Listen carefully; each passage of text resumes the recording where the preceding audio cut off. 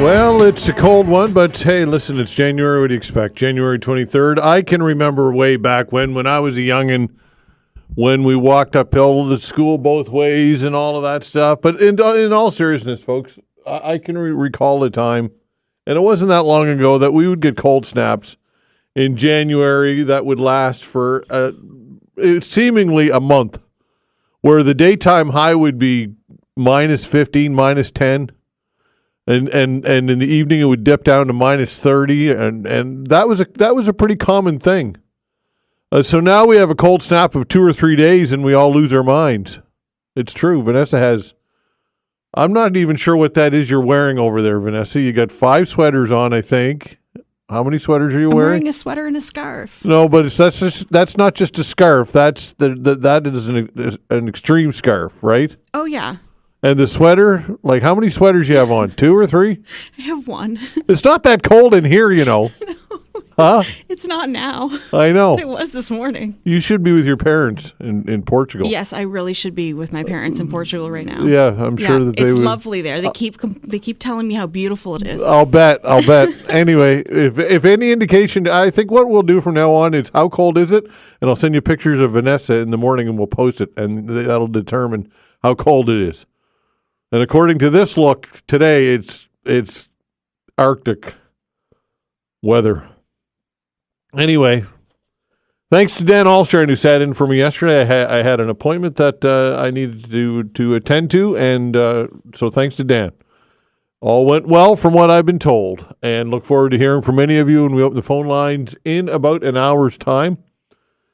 Halifax water, boil water advisory for HRM communities has been lifted. They are not talking to the media, including to us. We've reached out to Halifax Water, although it's been cleared up. We would like to know. I feel as though that the utility should be speaking about this. This made national news over the last couple of days. The Premier of the province called this an embarrassment. The fact that another boil water order, as a result of an electrical malfunction, this happened this summer. Untreated water poured into the system for, I don't know what the time frame was, I think roughly half an hour or something like that. But anyway, we've reached out to Halifax Water to talk to them and not heard anything back. I'm not surprised. But it's really an embarrassment, and the Premier is exactly right. It is embarrassing. Anyway, we did our best to reach out to them, and to this point, no word, and I'm not holding my breath that we will hear anything from them, of course.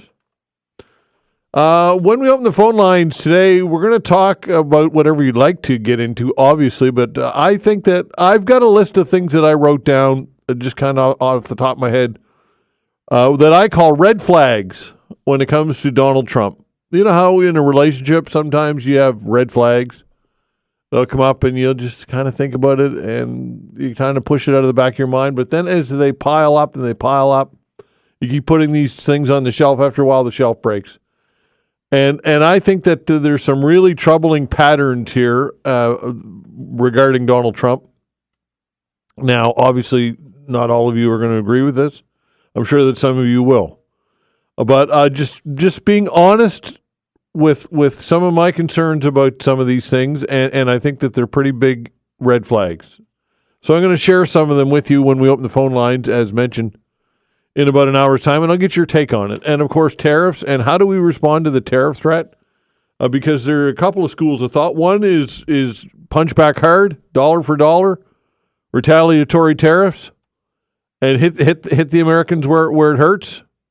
And, of course, not all premiers agree with that. Danielle Smith and Scott Moe, who are energy rich and export energy, in particular Alberta, oil into the United States, singing a different story for a different reason.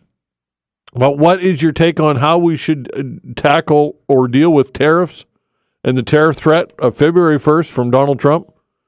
Again, this is something that you can get into when we open the phone lines, and we'll be talking about this as well after the over the noon hour with a couple of guests concerning this, including Todd Burgess, Executive Director at Forest Nova Scotia, as they are the forest industry here is watching this closely with lots on the line, folks, lots on the line indeed. So Lots and lots to get to, and thanks so much for tuning in and listening. We appreciate it very much. And, of course, thanks to Vanessa Van Den Ness, who is all tucked away in her sweaters and her scarves and whatever else she's wearing over there on this cold morning.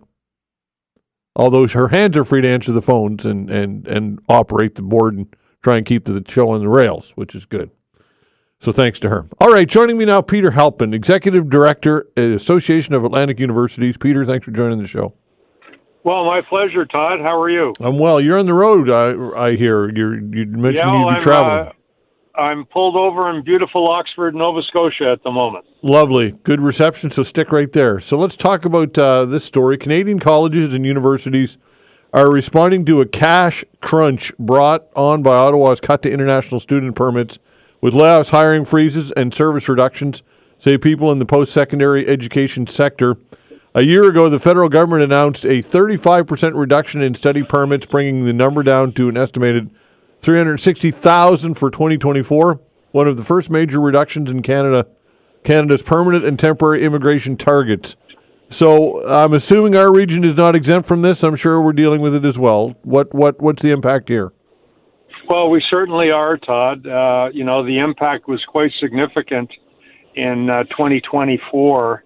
Across the region, we lost nearly 3,000 international students. And, that's not just an impact on the universities where those students were studying, but it's a big impact on the region's economy and plans for population growth. And, despite what a lot of people might think, because obviously there's been an increase in population during the COVID period and immediately after the COVID period, but that surge in population has now leveled off and beginning to decline.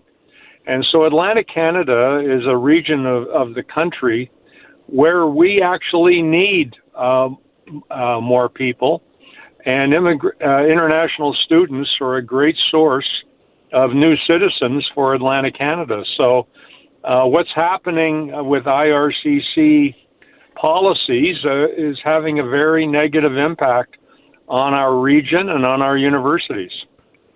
All right, so you say that we need more people. Does everybody? I'm sure that you wouldn't get broad consensus on that, or perhaps you would. But what data can you cite to back that comment up that we need more people? Well, and I knew you were going to ask that question, Todd. Yeah. Right? Because it's sort of counterintuitive at the moment. In cities like Halifax and Moncton and Sydney, we're seeing a lot of growth, and it's very obvious. But outside of the major urban centers, population continues to decline. And all the early indicators, and I don't have any official data to share with you, so I'm you could really challenge me on this, I guess. Mm-hmm. But, the sense I'm getting and what I'm hearing is that the population, our population growth has certainly leveled off and in some cases beginning to decline. So I think that has to be taken into account. And, getting back to the subject matter at hand, it definitely is having a very negative impact on our universities, from a couple of different angles. But, the article that you've referenced about layoffs and program cuts, et cetera, and budget reductions is very true.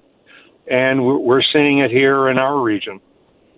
All right. How much more do international students pay, and does it vary from institution to institution? And who sets that? Well, the institutions set it, and international students, and it varies where you are. But in our region, it's safe to say that an international student pays about twice the amount of tuition that a domestic student would. And there's a good reason for that. These are public universities that are funded by Canadian taxpayers. International students and their families have not contributed to that tax base that helps fund the universities. So, as a consequence, international students do pay a higher rate of tuition than domestic students. And that's the same around the world.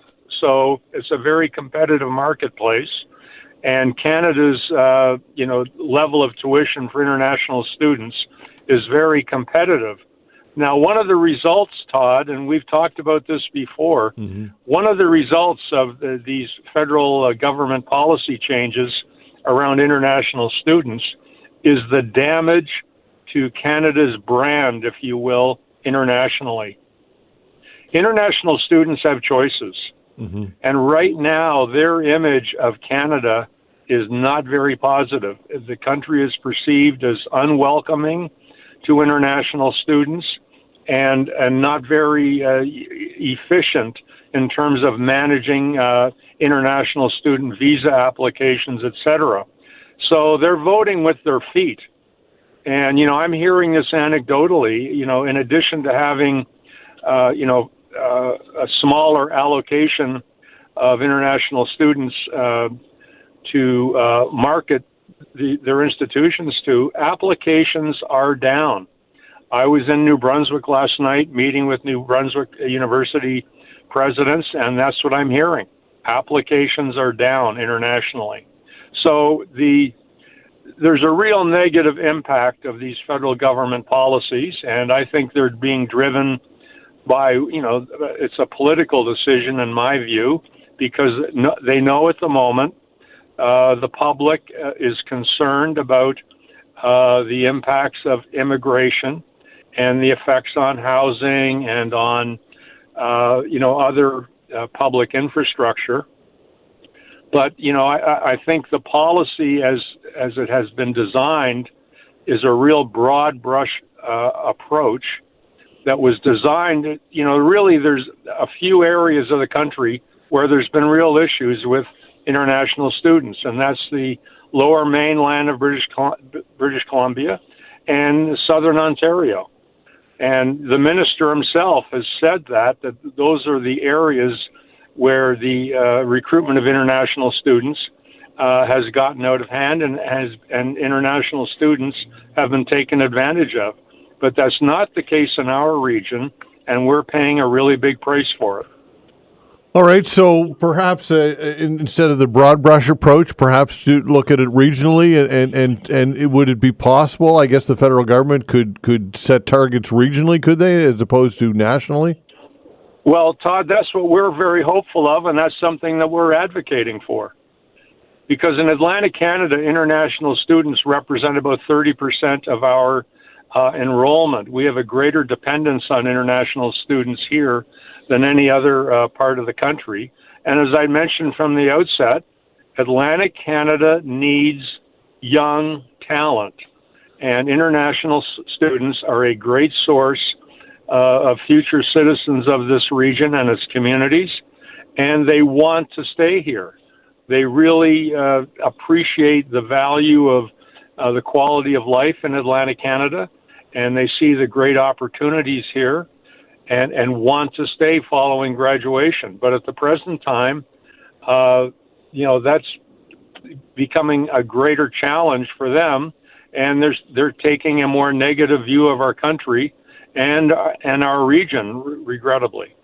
All right. Immigration Minister Mark Miller said the international student system was set up to attract talent to fill key roles in the labor market, but he had to make the cut because the program got overheated. And do you agree that I think you alluded to this, that in some areas perhaps that's the case, but regionally here you don't think that that's applicable? Is that true? No, not in Atlantic Canada. You're right. Okay. I mean, the minister has never identified Atlantic Canada as being the source of the problem. Mm-hmm. The problem, and he's been very clear and very public about where he sees the problem. The problem has been with career colleges in southern Ontario and the lower mainland of British Columbia.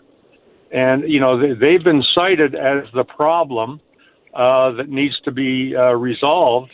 But regrettably, and he has said it himself, that he's taken this sort of broad brush approach, and it's affecting all universities across the country, and especially ours in Atlantic Canada. All right. Also, kind of a cavalier quote here from the minister says, "I didn't tell any universities or college to charge international students four or five times what we charge domestic students. That isn't my role in this." That's kind of a what I would describe as an off the cuff cavalier comment. What's your response to that? Well, again, it's in the case of our universities in Atlantic Canada, that's not the case. International students in our region are not being charged 4 and 5 times the level of tuitions that domestic students would pay. I think the minister's under a lot of pressure to try and rationalize the policy decisions that his government has made. And he's hearing loud and clear, not just from university leaders in our region, but from across the country, that this policy is having a very negative impact for Canada. And as I mentioned earlier, Todd, the damage to Canada's image internationally is significant, and international students are looking around the world. Where can they go to attend post-secondary? Where can they get their post-secondary education? And fewer are choosing Canada. And at one time, we were sort of an ideal destination for international students. That's no longer the case at the present time. But as you said, though, politically, it's politics is at play, because some people listening right now would say, "Well, look, they're not convinced that students aren't a big part of the challenge when it comes to housing, and therefore politics and the optics of this are at play, right? For right or for wrong, that's that's my opinion. Yeah, and I think others share that view as well. That I think these are politically driven decisions, and regrettably, I think we're at a time in Canada where there's somewhat of an anti-immigrant bias, and international students are getting swept up in that. Yeah.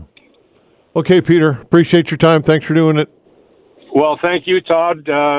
I really appreciate you always checking in with me on these things, and look forward to speaking to you again. All right. Take care. Peter Halpin, Executive Director, Association of Atlantic Universities. We've heard a lot about dry January.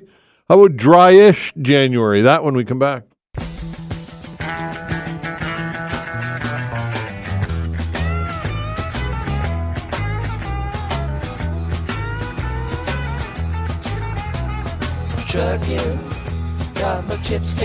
A reminder, we will open the phone lines between 11 and 12 today. Look forward to hearing from many of you. I'm sure that some of you will want to talk about what's happening in the United States and with Donald Trump, and lots to get to there, that's for sure. I'll chat with Steve Murphy about that and many other things between 10:30 and 11. That's right, Steve Murphy from the Dominican Republic, where he winters, as they say. I'm sure that his temperature is much nicer than ours. But Steve Murphy will join us via phone, and look forward to our chat, talk to him about what's going on in the United States, Inauguration Day, tariffs, of course, what's happening with the Liberals and the leadership bid, and whatever else comes up. I got a number of things here, of course, that I always do. I jotted some things down, and we'll chat with Steve, so look forward to that conversation. As mentioned, between 10:30 and 11. How about this Phoenix pay system? This story, I've been talking about this now for years and years. It's hard to believe that something could go this wrong. The federal government is expanding its use of artificial intelligence to clear a backlog of transactions on its befuddled Phoenix pay system as it transitions to a new platform. An official with Public Services and Procurement Canada says his team will be able to share a recommendation to government by the end of March on whether it should adopt the Dayforce system as its new human resources and payroll platform. Until then, the government is working to tackle a significant backlog of transactions, including the help of a virtual assistant tool that uses AI to help fix data discrepancies in pay and compensation services. So AI, folks, is, look, it's here already, and its reach in the workforce expands on a daily basis. And where this ends up, we don't know. But when you start looking at things like this, AI replacing a Phoenix pay system, well, after a while, it'll start replacing more and more people. I mean, some jobs obviously can never be replaced because you need the human touch. But for all of the other things, in particular in the technology world, look out. Like contact centers, call centers, all those jobs, in my opinion, are up for grabs when it comes to AI and the AI industry. And I think it's just a matter of time. Now, will the economy adapt? Yes, of course it will. It always has. There's a lot of doom and gloom going on out there right now with the world, and I think that's always been the case. I think naturally we've always kind of deferred to that for whatever reason. That's human nature, and there's a lot of reason for concern right now, in particular when we're on the precipice of cutting technology like AI. But AI is going to, in my opinion, supplant many industries and workers, and it's not going to be, well, it's going to be a time of transition. And what happens on the other side, we shall see. But anyway, this Phoenix pay system has been a disaster. So I'm sure that for those people who have been the victims of it, which are public sector workers, not getting paid or getting overpaid or whatever it might be for years and years now, they'll look for relief in any form as it comes.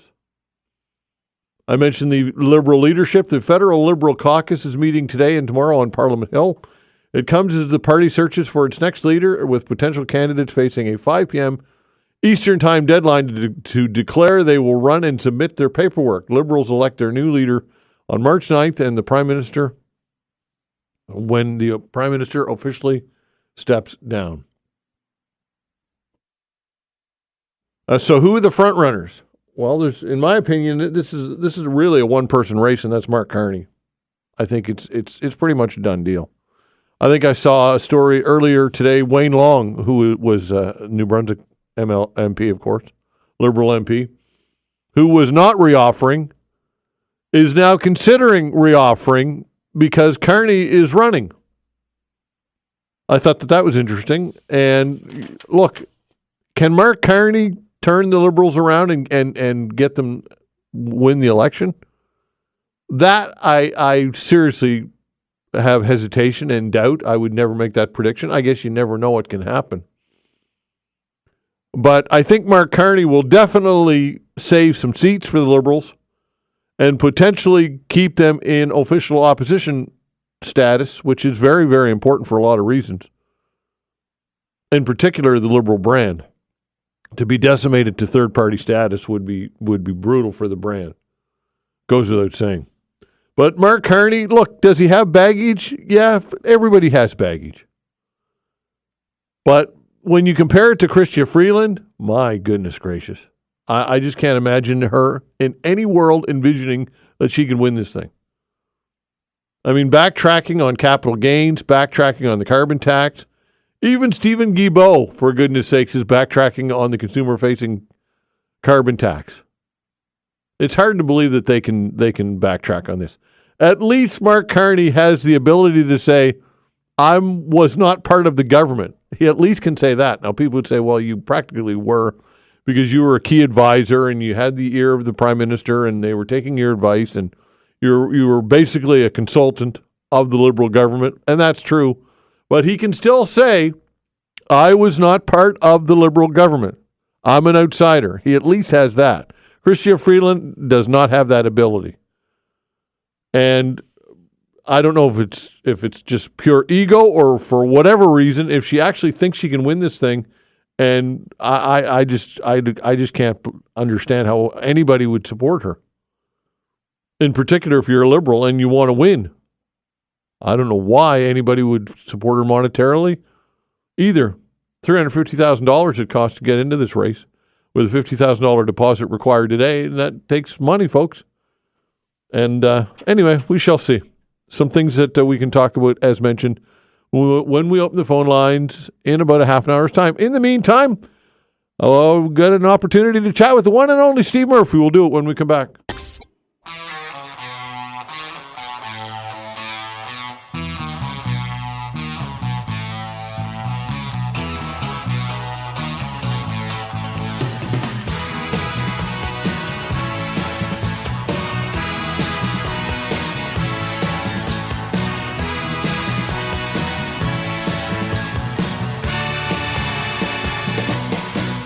All right, time to chat with Steve Murphy. Steve Murphy, of course, CTV analyst, commentator, author, longtime anchor, friend of the show. Steve Murphy, I'm jealous. You're warm, aren't you? Well, I'm warmer than you are. That's for sure. I think I'm about 35 degrees warmer than you are, Todd. Wow.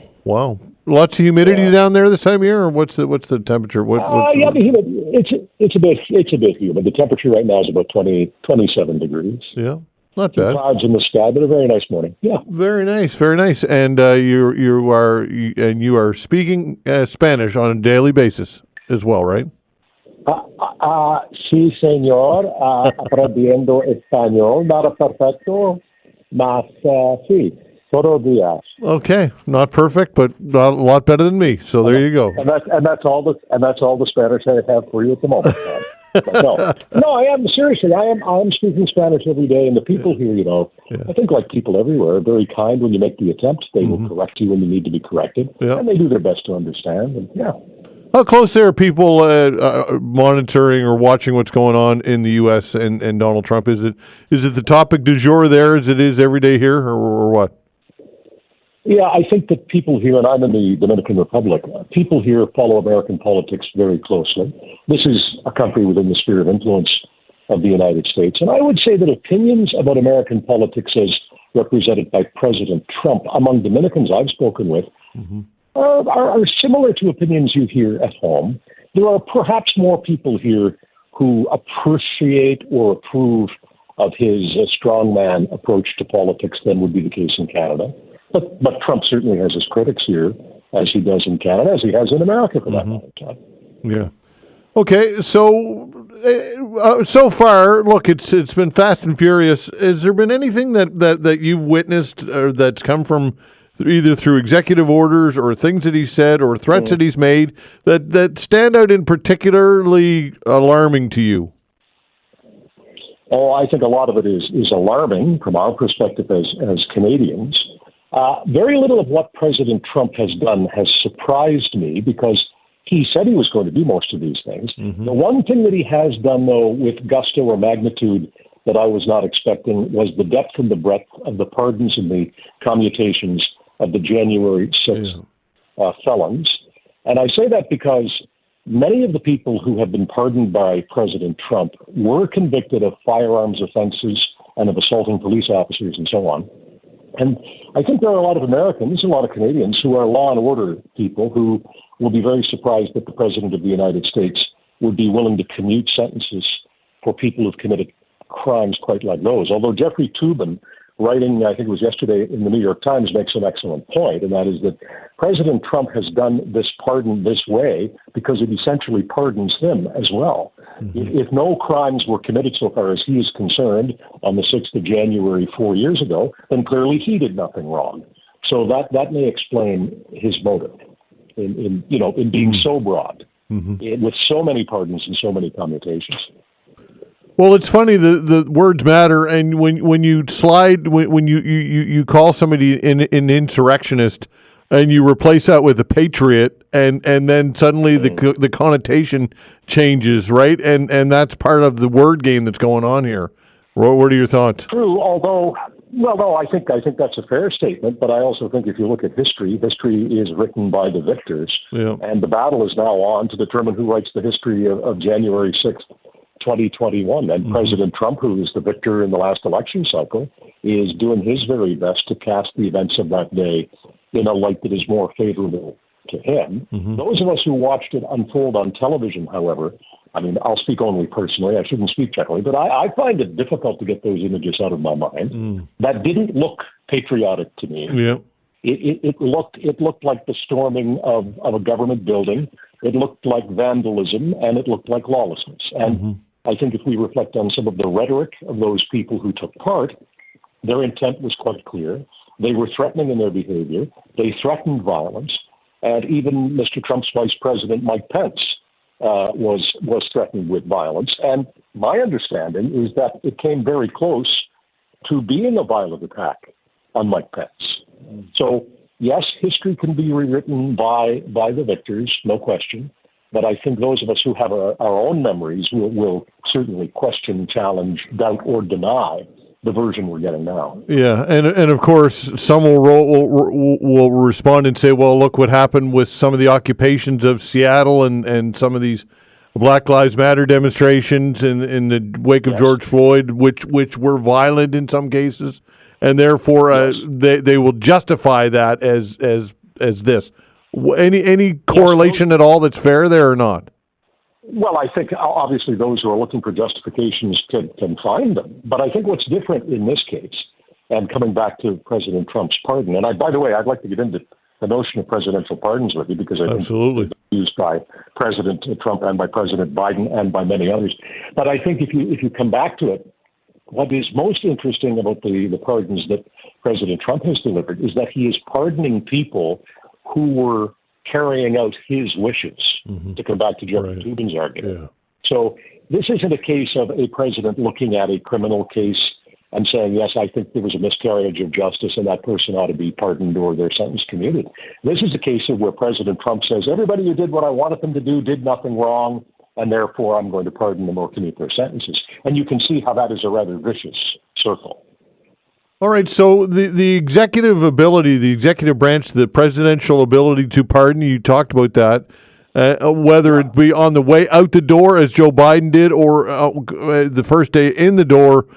Is this lost its way from what the founding fathers envisioned, or what are your thoughts on this whole situation? I'm not sure it's lost its way. It's the last vestige of monarchy, isn't it? Because the ultimate power, the absolute power to pardon or commute sentences without challenge, and it can't be challenged by Congress or by the court. It's an absolute power. It is the power of a king, and it is the last vestige of monarchy and monarchical power. Now, has it been abused down through the ages? Absolutely. I would say clearly almost every presidential pardon in recent memory can be questioned by someone, but some of them are clearly over the line, and I would say some of them maybe even approaching the level of corruption. But the problem, of course, is the standard has already been set, and it's not very high.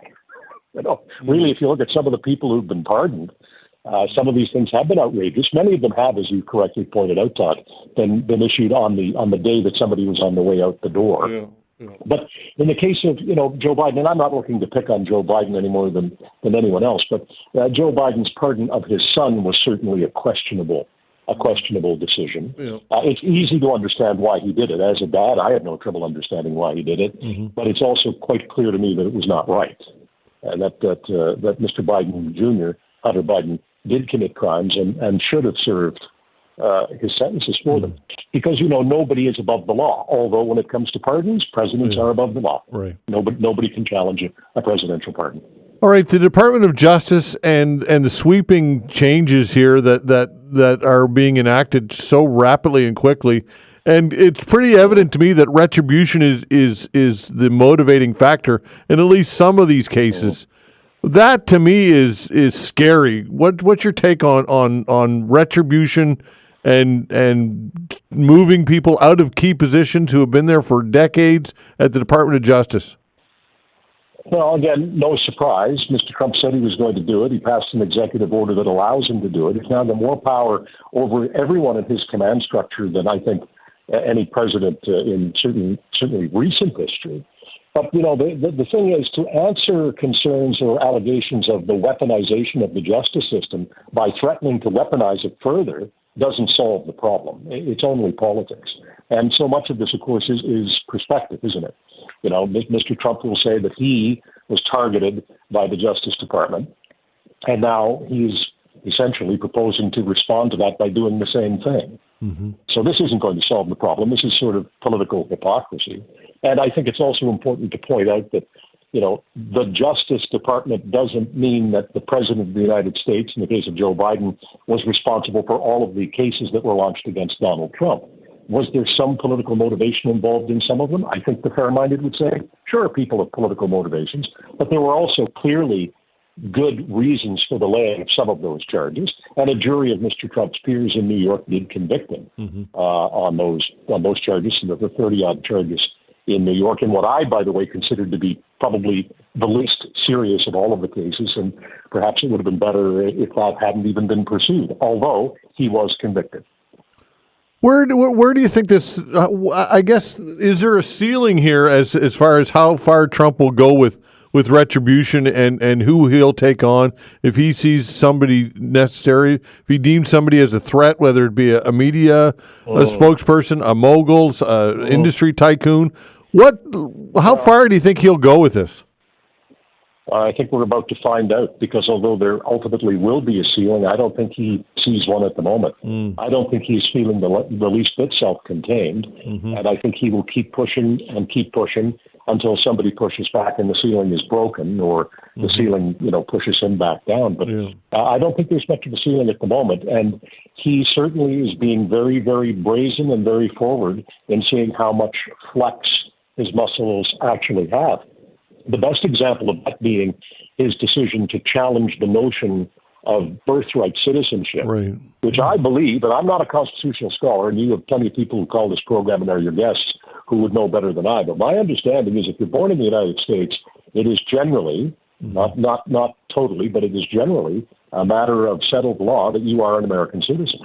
So for President Trump to now say through executive fiat or anything else that he's going to suspend that right, I think that's dubious constitutionally, and it's being challenged. And I would be quite surprised if it is not upheld at the highest level, because that is pretty much a cornerstone and has been a cornerstone of American democracy. That if you're born there, there's a certain right of citizenship that is inalienable. When it comes to that mass deportations, how aggressive, or I guess, how much appetite do you think the American public has for what will visually be jarring, no doubt, and there'll be countless stories of heartbreak, and not to say that some of them aren't justified, but we know that countless more or too many will get caught up in this that aren't justified.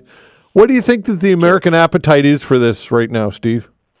Well, I think the appetite for it is certainly greater among President Trump's supporters than it will be among his opponents. Yeah. I mean, we know for a fact, Todd, that roughly 50% of the people who voted didn't vote for President Trump, and roughly 50% did, although he did win the popular vote. I'm not quarreling with that. But the division is quite even. And, of course, a significant number of Americans didn't vote at all, and we don't know exactly how they will feel. But I would think the public opinion on this will be quite split. And as you properly pointed out, a lot of the public response will be determined by the imagery and the stories that come from the actual deportations and from the breaking up of families and the separation of parents and children and all of those sorts of things. But there is no doubt in my mind, at least I'm reasonably certain, that many Americans, even people who perhaps don't support President Trump, believe the border does need to be hardened. I think there is a perception, and probably an accurate one, that the border has been very porous. And many Americans who perhaps are much more tempered in their view of immigration and migration than Mr. Trump and his supporters would probably feel that more border measures are appropriate, but that they can be imposed in a fair fashion. But there is a sense, don't you think, Todd? Yeah. And I hear a lot of callers to your show. There is a sense that the American southern border has been quite porous. And lately, of course, President Trump is even making the, I think, somewhat outrageous statement that millions of people have come into the U.S. from Canada, which I think is demonstrably and provably not true. I think that, clearly the numbers just don't back that up. But his point about border security is a good one. And sovereign nations should have respectable borders. There's no question about that. The question, of course, comes down to the level and the nature and the tone of the enforcement. Okay, we'll get you for another little bit. We're going to talk tariffs. We're going to talk liberal leadership and a few other things with Steve Murphy when we come back. All right, continuing our chat with Steve Murphy. Time flies when you're having fun with Steve Murphy, that's for sure. Steve, how do you make the time fly so fast? Do you have a special secret sauce there, do you? I don't know. I think maybe I just don't shut up, Tom. There you go. I want to tell you a quick story, though. Heather and I went for a walk on the beach this morning, and we ran into somebody who said that he'd be listening to the Todd Burgess show this morning. No way. So, Jack, good morning to you. Yeah. Wow. Small world, eh? A very comfortably small world. Yes, indeed. Okay, let's talk about the tariff threat. February 1st, how, I guess, is this happening or what? What's your take on it? Well, I think President Trump is going to do something. We don't know what he's going to do, but it's pretty clear that he is going to take some sort of trade action against Canada and Mexico and other countries. My understanding from some of the reading I've been doing here is that the United States may apply tariffs to virtually all imported products from anywhere in the world, which of course would be particularly hard news for Canada because they are our largest market. Mm-hmm. Although, and this is an interesting point and something that I think maybe President Trump, maybe he does know it now because I think Premier Smith may have told him, but if you take away petroleum products from Canada's trade with the United States, we buy more from America than they buy from us. Mm. And that I think is something that obviously needs to be considered. And this may be the reason why President Trump has appointed this committee to look at tariffs and tariff options and so on. But Todd, I don't think there's any doubt he's going to do something. Mm-hmm. President Trump's history, not only in politics certainly, but in business as well, has always been to try to dominate his opponent. Mm. When he talks about the art of the deal, the truth is there is no deal with Donald Trump unless it's a good deal for him. Mm-hmm. Most of us don't consider that to be a deal. Most of us would consider that to be domination or bullying or, some other negative arrangement. But he wants to win. So I think what he's doing is he's drawing some parameters around what he hopes to accomplish. Will the tariff be 25%? Maybe it will be. It might start out as 25. Maybe he will exempt certain products from it. But Canada needs to obviously be prepared to respond to it in a measured way. I think one thing that we need to do that I don't think I've heard the argument made quite strongly enough yet is, we have a border issue with America too, in that their guns are coming into our country, and we know that is the case. Mm-hmm. And I think that when President Trump is speaking to us about his concern about things coming into America that are injurious to his people, that we should say to him, yes, President Trump, we agree that the border is an issue, and we think that you've got to do something about the guns from your country that are flooding our country, because that is something that I don't think the average American thinks about because their gun culture is so much different than ours. But we know so many of the weapons, illegal weapons, that are found in Canada come from the United States through a border that we need to stiffen. We need to harden as well. All right, so I guess there's a couple of ways to deal with this. One is to retaliate and retaliate hard, dollar for dollar tariffs. Or kind of continue with this charm offensive that Danielle Smith is suggesting might be effective. What do you think is the best approach? Well, I think we're in a bit of a box here because Kevin O'Leary, he the dragon and he the shark, was also with Premier Smith at Mar-a-Lago. And I heard Mr. O'Leary say, I believe, to the CBC, it may have been to CTV, that his advice to Donald Trump was to ignore our federal government. And my sense is that Mr. Trump may be doing that because he loves to play on vulnerability. And at the moment, we are vulnerable in several ways, not the least of which is the flux that is going on within our leadership. And it's not only that the leadership of the Liberal Party is changing, but the composition of Parliament is going to change. And there is also the lack of unanimity among the premiers. So I fully expect that President Trump is going to exploit that. And therefore, it's not that our response doesn't matter, and we will have to have a response and hopefully a measured but firm response. But until we make certain our own political decisions in the country, I don't know that we're going to be in a strong position to deal with President Trump. Okay, before I run out of time, I'd be remiss. I only got a couple minutes left. The Liberal leadership race, is this thing Mark Carney's to lose at this point, or what's your takeaway to this point on the Liberal leadership? At the risk of disappointing you, Todd, you and I are in lockstep on this issue. I think Mr. Carney has this in the bag. Yeah. This is very reminiscent, though, of 1984 when John Turner had it in the bag. The first Prime Minister Trudeau stayed too long. Mr. Turner got the leadership, called a quick election, and then was pummeled. So there are other analogies. But yes, I think this is Mark Carney's to lose. Okay, so that said, what can he salvage out of this? Well, he's going to try to make the Liberal Party liberal again because the Liberal Party has drifted far into the political left. It had to do that, in effect, to curry the support and win the favor of the NDP and stay in power. But I think Mark Carney is a more traditional Liberal. I will differ with you on one thing. You say he wasn't part of the Liberal government. He wasn't part of the Liberal cabinet, but Mark Carney was, make no mistake, a Trudeau Liberal. Yeah. And he did consult with the Prime Minister privately and personally and on policy. And I think that it is fair to say that Mark Carney is a real traditional central big L Liberal. And he will probably have some success in saying, I am not Justin Trudeau. I am not Justin Trudeau. But don't forget, he has a long resume, and he's written a great deal and said a great deal about things like the carbon tax and globalization and climate change and so on. And he will be, I think, on his heels on a lot of those things. Would a victory be maintaining opposition status? Would that be considered a victory at this point for the Liberals? Well, I suppose it's a victory of some sort, because the polling at the moment by Nano suggests that the Liberals would be third behind the Bloc Québécois, which, again, Quebec has a right to vote as Quebec sees fit. The country, in my view, is not well served by an official opposition that favors the dissolution of the country, just as a practical matter. And I set aside all partisanship. Quebecers can vote as they will and should, and we should respect whatever they do. But Canada's interests are best served by having a parliament that largely favors the continuation of the nation. Okay, Steve, always great. Enjoy the warm weather, and we'll bother you again next month. How's that sound? It's no bother whatsoever, Todd. I must say, my studio here this morning, much more pleasant than yours. All right, pal. Thanks, Steve. Nothing personal, buddy. Amigo. Okay. Hasta luego. All right, take care. Steve Murphy. CTV special correspondent, commentator, former anchor, friend of the show. What is on your mind today? Perhaps you've heard some things that you've agreed with or disagreed with. Give us a call, 902-405-6000. Your calls when we come back.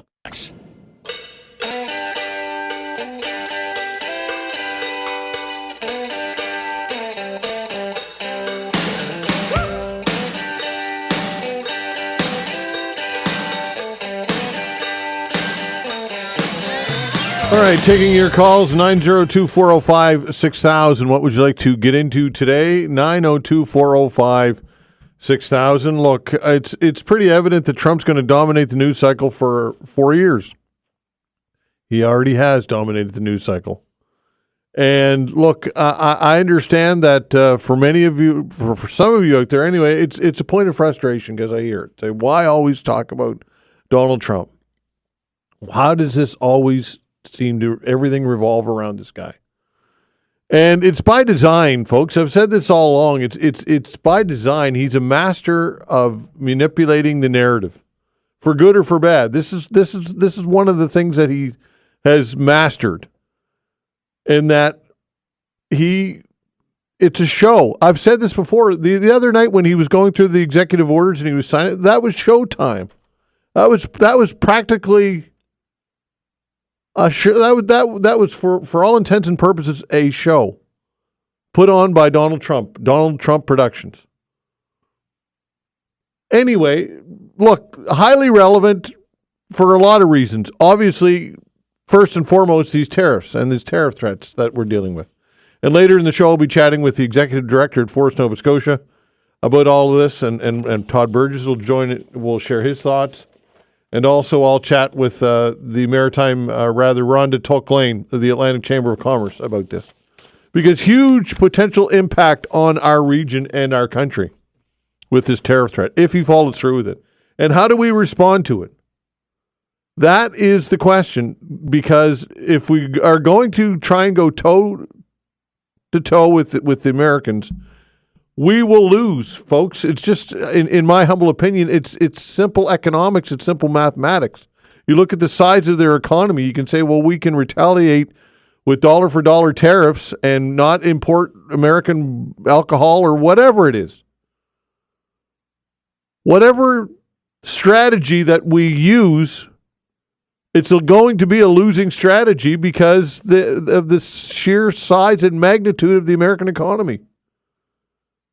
And yes, they need, in many cases, they benefit greatly from trade with us. Manufacturing, minerals, energy, and there's a long list of reasons why it's beneficial to the United States and to U.S. consumers. But anyway, the cookie crumbles, folks. It benefits us more, and we need them much more than they need us. That is a reality. So how do you deal with somebody in this situation who doesn't appear to be rational, doesn't appear to be concerned with much else other than optics and winning? Right? That's what Trump's all about. He wants to be able to roll this out as a win. So that all said, what are your thoughts on Trump? I've got some concerns with Donald Trump 2.0. First of all, the weaponization, continued weaponization of the Department of Justice. Ironically, he criticized and was highly critical of that, but he's doing the same thing with retribution on his mind. Those who went after him from the Department of Justice and investigated him, he is going after those people now. And where does that end up? That's pretty scary. The birthright. I mean, this is something that you wouldn't think anybody would ever challenge. If you're born in the United States, you're a U.S. citizen. That is being challenged by the stroke of a pen through an executive order. It just goes. Look, I could go on and on and on, folks. But to me, there are multitudes of red flags here, of real serious concerns. Not to mention the fact that the environment and climate change. Look, you might as well forget it. It's over. The whole war on fighting climate change, to me, is basically over. Because how can we in this country compete economically when the United States is completely moving away from all environmental parameters and policy? They're abandoning it all, including these EV mandates. I mean, forget it. Manufacturers will pull away from plans to manufacture EVs on a huge scale, all based on what's happened now in the United States. Meanwhile, we're investing billions of public dollars into EV plants and battery plants here in Canada. We put all our eggs in that basket, and it appears as though that is a loser. To me, this is a pretty big issue. We've been told for decades now that climate change is real, the science is real, the models are real, that we're in the 11th hour of this thing, and if not the 12th hour of this thing, and all the warning signs are there, and basically all of that has been extinguished. It's gone. It's no longer an issue. People don't care about it anymore.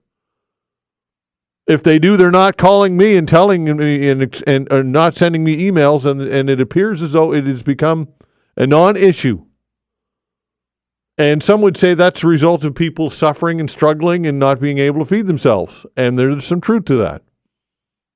We live in the here and now. And if you don't have a roof over your head today, then you don't really think much about tomorrow. Anyway, give us a call. What are your thoughts on this? And of course, we've got our own issues here in Canada with the Liberals and the leadership and Mark Carney and Chrystia Freeland and all that goes with that. And here in our own province as well. 902-405-6000. I thought it interesting that the Premier of the province, Tim Houston, and he alluded to some of this stuff earlier in the week when he was on with me on Tuesday and taking your calls. He says that natural resources are one way to grow our economy, developing natural resources, including fracking of shale gas and uranium. Of course, fracking was highly controversial over a decade ago in this region, including New Brunswick, and a moratorium was put on. And now, look, it's like the Premier is recognizing. He's saying maybe we need to revisit this. And I think that there might be some validity to that. 902-405-6000. Let's get to it. Hello, Ron. Hi, Todd. You pretty much covered everything. I was just about to say the same thing about I was kind of devastated, really, when he got elected. I didn't want him in there at all because what would happen there is just what you said. Every day for the next 4 years, we're going to have to deal with this guy. I'm just sick of it. I mean, it's just, I don't even know what to say. I just, like he's already started, like he's just right out of the get-go, like even before he was elected. I mean, he was talking about it like he was already the president, going on and on and on about everything. I mean, I don't know. Like, what I don't understand is like the American people that voted for him really only voted because of the price of gas, groceries, cost of living. Now, do they think that they're the only country that has this problem? Like every country, Europe, us especially. I mean, we have the same problems, but for some reason they think that just getting him in there is going to lower all the prices and everything's going to be better now, just like it was back when he was first in power. Like, it's not going to happen. I mean, he hasn't even mentioned that. He's even said that he doesn't know if he can correct that or not. So, I'm wondering, like, they're looking at this and they're looking at him, all this different things that he's doing. They must sit back and wonder, like, wow, I didn't know this was going to happen. Gee. Anyway, I don't know if you've heard about the movie The Apprentice. The movie, I'm not sure what. No. Yeah. Okay, it's called The Apprentice, and that was a movie about him in his early life. It came out last fall. Based back in the 80s. He was Roy Cohn was who he actually was his protege. Really, that's where he got all how he figured out how to buy all these buildings and everything like this. But it's a good movie, and I just watched the nominations for the Oscars, and so the people that played in that, they're up for Best Actor and Best Supporting Actor. So it's a movie that's a lot of people, they don't really know anything about him. I mean, this is how he all got going, and he hasn't changed at all, not one bit. I mean, I don't know what goes on in that guy's head, like why he has to think like this all the time, and I don't know how he sleeps either. Well, I think like most people in that who have the characteristics, narcissism, whatever terminology you want to use, I think they sleep just fine. I think they feel justified in what they're doing, completely. Yeah, I don't know, but the other thing there about, I mean, there is I wouldn't say a positive thing that because he's elected that. But it does it's a bit of a wake-up call for like our country, especially about the border, resources that we have, things like that, where, everything was okay for a long time, but it is something to think about, and maybe we should change a few things about, especially out in Alberta with the oil and everything. I mean, I don't know. It's just the way I think things become a little bit stagnant, like within the world, and him coming in and saying that, like buying Greenland and, I don't know, changing the name to Gulf of America. I mean, come on. Like, and, the Panama Canal, like, he's got so much going on that he's never, I don't know, every day it's going to be something new. And what he was never running on anything when he was running for office. Like, he was up there, and I never heard him ever say anything about what he was going to do, like his policy and everything. He was just up there because he had all that money. Elon Musk gave him all that money. He knew that he was probably going to get it, and I don't know. I just okay, Ron. Okay, pal. Appreciate your time. Thank you. Take care. 902-405-6000. We'll continue with your calls when we come back.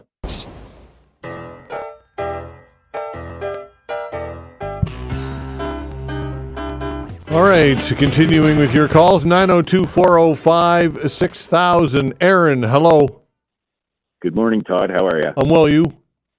Not bad. I'm just one thing that's positive about what's going on is Canada now recognizes that nations don't have friends, they have interests, which is a good thing for us. But this is something about Doug Ford said last week that I found interesting, and I think the Premier of Alberta did as well. He mentioned that our oil sands, or she mentioned that our oil sands are intrinsic to America's security. Doug Ford kind of told her to shush, don't telegraph don't say anything about that out in public. Now, I'm wondering if possibly there's something going on behind the scenes that maybe Canada might be telling America, listen, we play cover for all the garbage you guys do around the world to maintain your American hegemony, your military-industrial complex. We go in the UN, we vote your way in the ICC and other international forums. We skew our media into a manner where they don't address the issues that they do all over the world and stuff like that. And I'm wondering if we started to use that leverage that we have as us playing cover for, all their criminal activities and us ruining our reputations in the world's eye by being America's little lapdog like a Shih Tzu or something. I'm wondering if we don't use that as leverage to show America, well, your security might be at risk if we start pulling that kind of support that we've given you for years to maintain your status quo in the world, and to see if we can use pressure on the military-industrial complex and on the security of America by saying, hey, we're not going to lie for you. We're going to tell the truth. We're going to, grow a spine again and maintain our independence and being able to not get ourselves involved in any of these NATO. Okay, Aaron, I'm not sure what world you're living in, but I don't see how we've got all this influence and are propping up the United States in any way, shape, or form. We don't have a seat. We don't have a seat at the security table at the Security Council with the United Nations. Where do we have all of this sway over the global influence? We vote and we go and we ignore. We ignored the genocide occurring in Israel pretty much until Justin Trudeau grew a spine and was saying, yeah, we'll arrest Netanyahu if he comes over to this country. Ooh, well, that's good. But we basically ignored it right up until that point. That stuff helps America. That stuff helps them do what they do around the world. And yes, they have Britain, they have France, Australia, Canada, all kinds of people that vote in their favor on these security councils and in their favor. That is important to America's security. Yeah, that's right. We as a country don't have a seat at the Security Council. Doesn't matter. We're using our reputation for it. That's important. Yeah. Just somebody getting up and saying, yes, they're good. They have the best of intentions. They have this, they have that. That helps. Well, why are we doing? Is that within our interest to do? I think, Aaron, you've got an overinflated viewpoint of our influence over the international optics of the United States. That's my take on it. But anyway, thanks for the call. 902-405-6000. That is the way to reach us. James, hello. Excuse me. Hi, Todd. Thanks. I'm going to try and plug in a quick ray of sunshine here. I encourage you to have Steve Murphy on as often and as long as possible. He's knowledgeable, insightful, experienced, great radio voice, obviously. And he, now that he's retired, he can speak a little truth to power about Trump and other people. Yeah, he's the best. Absolutely. Absolutely. He's the best. Yeah. That's it. That's right. That's right. Nothing else needs to be said. So what else did you want to get into? Well, sure, I could just to say that I encourage you to continue. You gave a good monologue, whatever, off the top.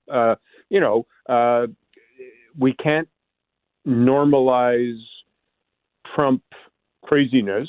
Mm-hmm. We on a policy level. We can let him rant on and be a bully and be an egomaniac, but when it comes to where the rubber hits the road, we've got to call him to account, and we've got to try to come up with reasonable comebacks, and that's a huge challenge.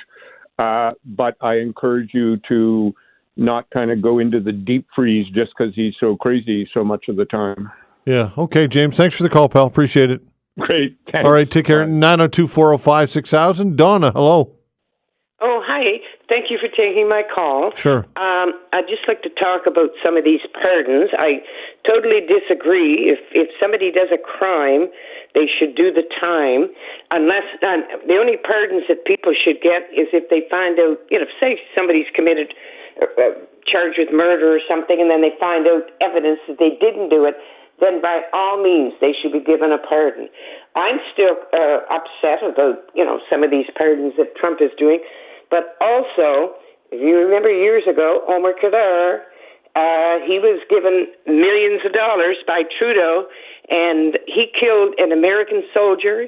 He injured another man with his eye, whatever, and he was given, I don't care if he was 16 or 18, if you're old enough to do the crime, you're old enough to do the time. Well, and Nancy Pelosi, when the Black Lives Matter, she pardoned all the people that were charged with burning and looting and all that stuff.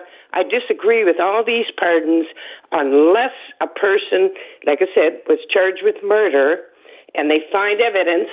And do you disagree with Trump's pardons when it comes to the January 6th rioters? Yes, I do. Oh, you do? Okay. Well, I do. Okay. And I mean, if somebody was just standing there and they were charged or something, but if somebody injured or damaged anything, I'm sorry, that's not right. You're sending the wrong message.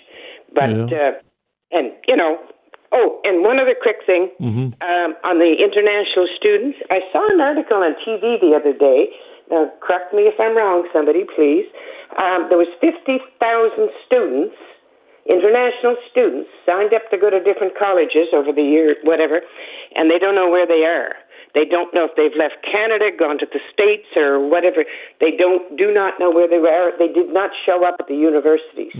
They got admitted into Canada. They were, whatever, however you come to Canada. But they have no idea where they are. So, I mean, that's a big amount of people and a big question. Yeah, for anyway, sure. Okay, Donna. Thanks for the call. Thank All right, you. take care. All right, 902-405-6000. That's the way to reach us. Again, 902-405-6000. I've got my thoughts and comments on Omar Khadr, but I don't think I have the time to get into it right now, but I don't agree, I guess, with everything that she said concerning Omar Khadr. I think that's a very complex situation, and I think for a lot of reasons it's worthy of a broader conversation, but nonetheless. We'll keep it on the rails for today. 902-405-6000. We'll continue with your calls when we come back.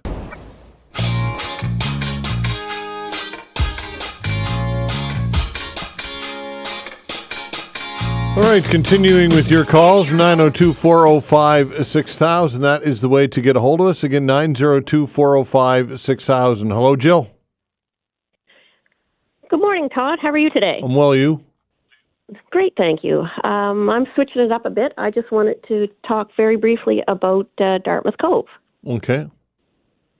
So, as you're aware, Dartmouth Cove, the water lots within the cove have been under threat for infilling, and there's a group of people, a large group of community people who do not wish to see any more infilling in the cove. And so HRM is actually in the process now of proposing potential bylaws to help prevent unwanted filling in the cove. And there is public feedback, which is open until January 31st. So folks have until the 31st to let the planner know that they do indeed want to see the cove protected. So I just wanted to let everybody know that if you're interested in protecting the cove and making sure that we don't have any infill going in there, that they need to write the planner and let him know that we do not want any infilling and that we do want HRM to bring in these needed bylaws, strong protection bylaws for the cove. And we are actually having a public meeting. This is not HRM's meeting. This is put on by the Friends of Dartmouth Cove. We're having a public meeting this coming Monday, January 27th, at the Micmac Aquatic Club on Prince Albert Road at 7 o'clock. Claudia Chender will be there, Sam Austin will be there, and a group to answer questions. So we just really need the spotlight back on Dartmouth Cove. Things have been quiet since the great blockade that happened in August, but we haven't forgotten. And we know what can happen if we take our eye off the ball here, Todd.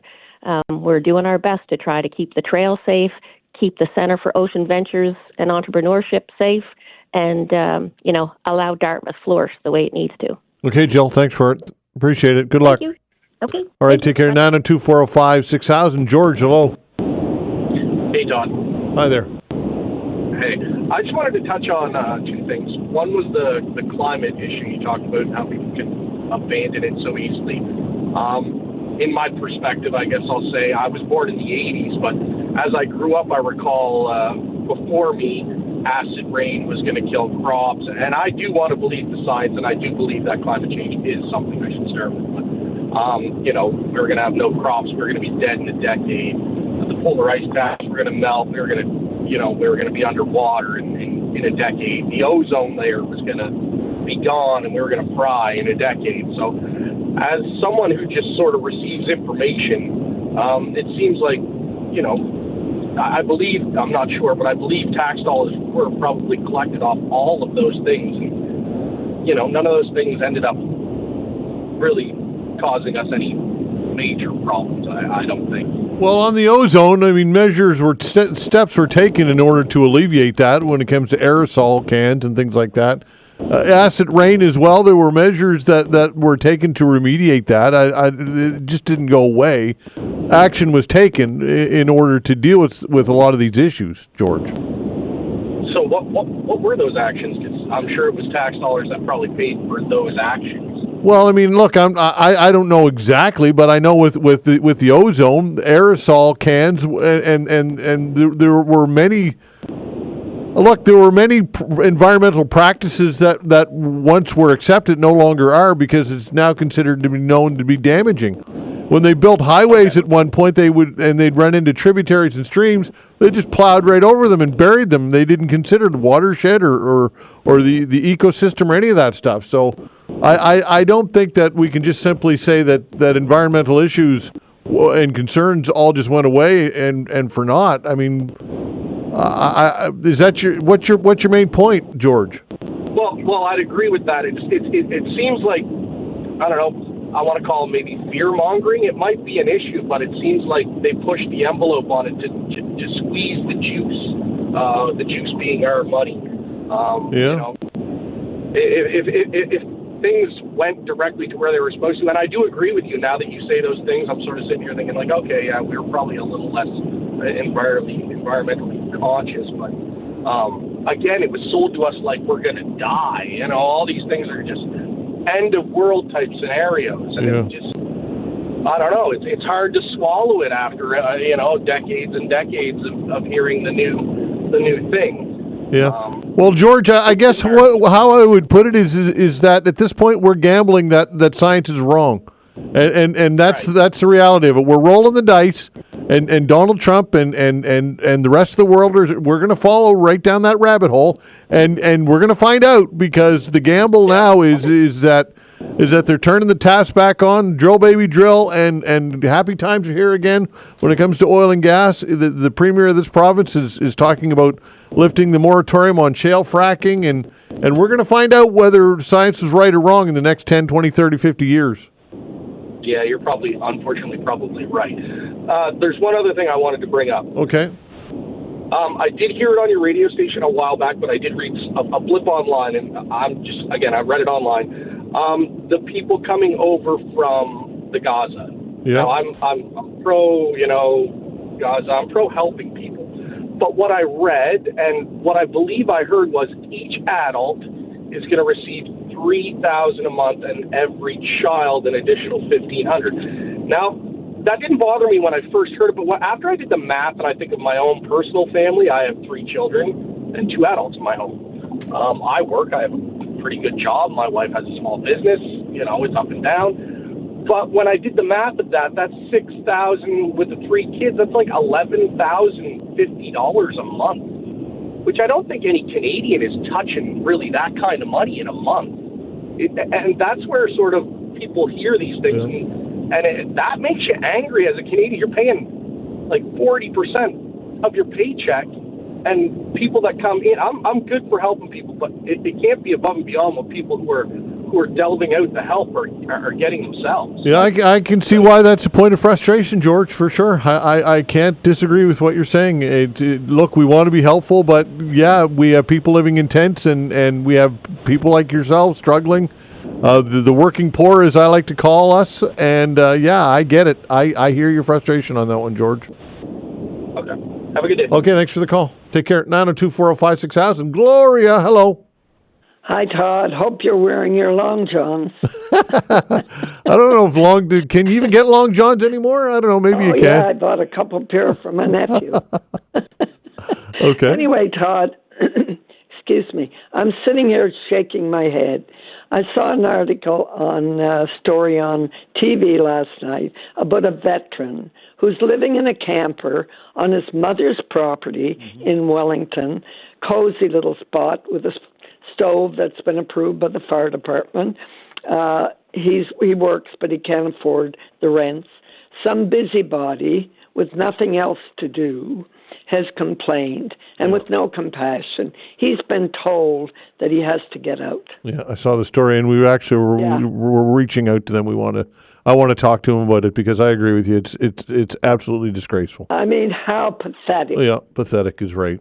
Here's a man who served our country 9 years. Mm-hmm, the Navy, yeah. Yeah, and so get out. Get in a tent. Do whatever you have to do. You know, it doesn't matter. Yep. And imagine somebody actually went out of their way to complain to the municipality about it. It's unbelievable. Yeah, because it faces the road. Yeah. Yeah, of all the eyesores, I mean, look, you go down Roby here and you can see that school down here. That's a disaster zone, but that developer's got all kinds of money, so it's okay. It's pathetic. It is absolutely pathetic. And I have one more comment. Okay. When the mayor got elected. Yeah. He knew I didn't support him, but I called him. We had a long chat, wished him well, told him I'll give him a chance to prove himself. He invited me to call him. I've now called 4 times. I question his sincerity. He has never taken my call or returned it. Wow. I know he's busy, but when you invite somebody to call, that's different. Well, especially somebody whose name is Gloria McCluskey. Come on, answer Gloria's call. No, I wanted to give him a heads up on a couple of things. Yeah. But, well, Mr. Mayor, answer Gloria's damn call. How's that sound? Have a great day, Tom. All right, take care. 902-405-6000. There's some people's calls who you can ignore. Gloria's is not one of them because she will not stop calling. And nor should she. 902-405-6000. Let's see where we're going next. Hi, Barry. Hi.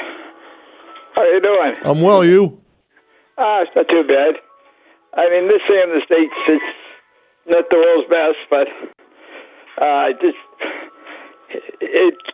Elon Musk sort of freaked me out a little bit with a nice little salute. That was really, really, really a lovely thing to see, isn't it?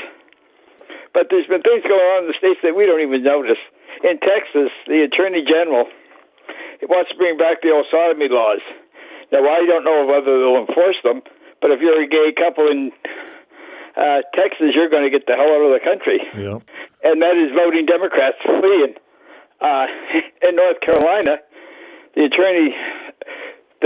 Supreme Court judges are voted on. 5 million of some people voted. The Democrat won. Could you imagine in North Carolina? Got a recount? Yeah. She was started at 800 lead, get down to 700 lead. He asked for a recount again. They got it. Yeah. And when they were looking over it, they noticed that what they used for identification, more of them on the Republican side use driver's licenses. So they passed a law and backdated it that the ones that didn't have driver's license weren't valid. And now they put a hold on 60,000 votes, and you guess who's going to win. And it just happens to be a right-wing Supreme Court justice. Things are scary. Germany, they're really up against Musk. Britain and France are actually talking about going to help in the Ukraine.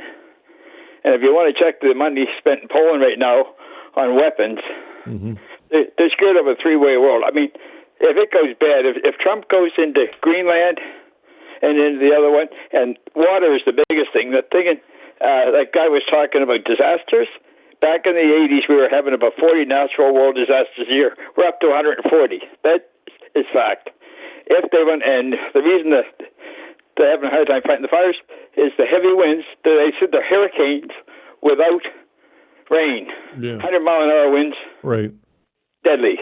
So if they totally run out of water, and there is water in that area, it's because of years of drought, because that end of the States is having less rain every year. Do you honestly believe that if they get that desperate, and we have 20% of the world's water, 7% of the renewable, that Mr. Trump wouldn't, if he's threatening to go into Mexico, and if he does, why wouldn't we be next? I'm not, seriously, Tony wasn't lying. They have discussed, in this nutcase, that we better hope that the Democrats and everybody else can control this lunatic. He can't stop birthright membership in the state, becoming a citizen. That you can't do that with the stroke of a pen, because that's in the Constitution. Well, yeah, and of course the court challenges are going to ensue all of this. But yeah, Barry, listen, I hear your concern. Thanks for the call. 902-405-6000. We'll continue with your calls when we come back.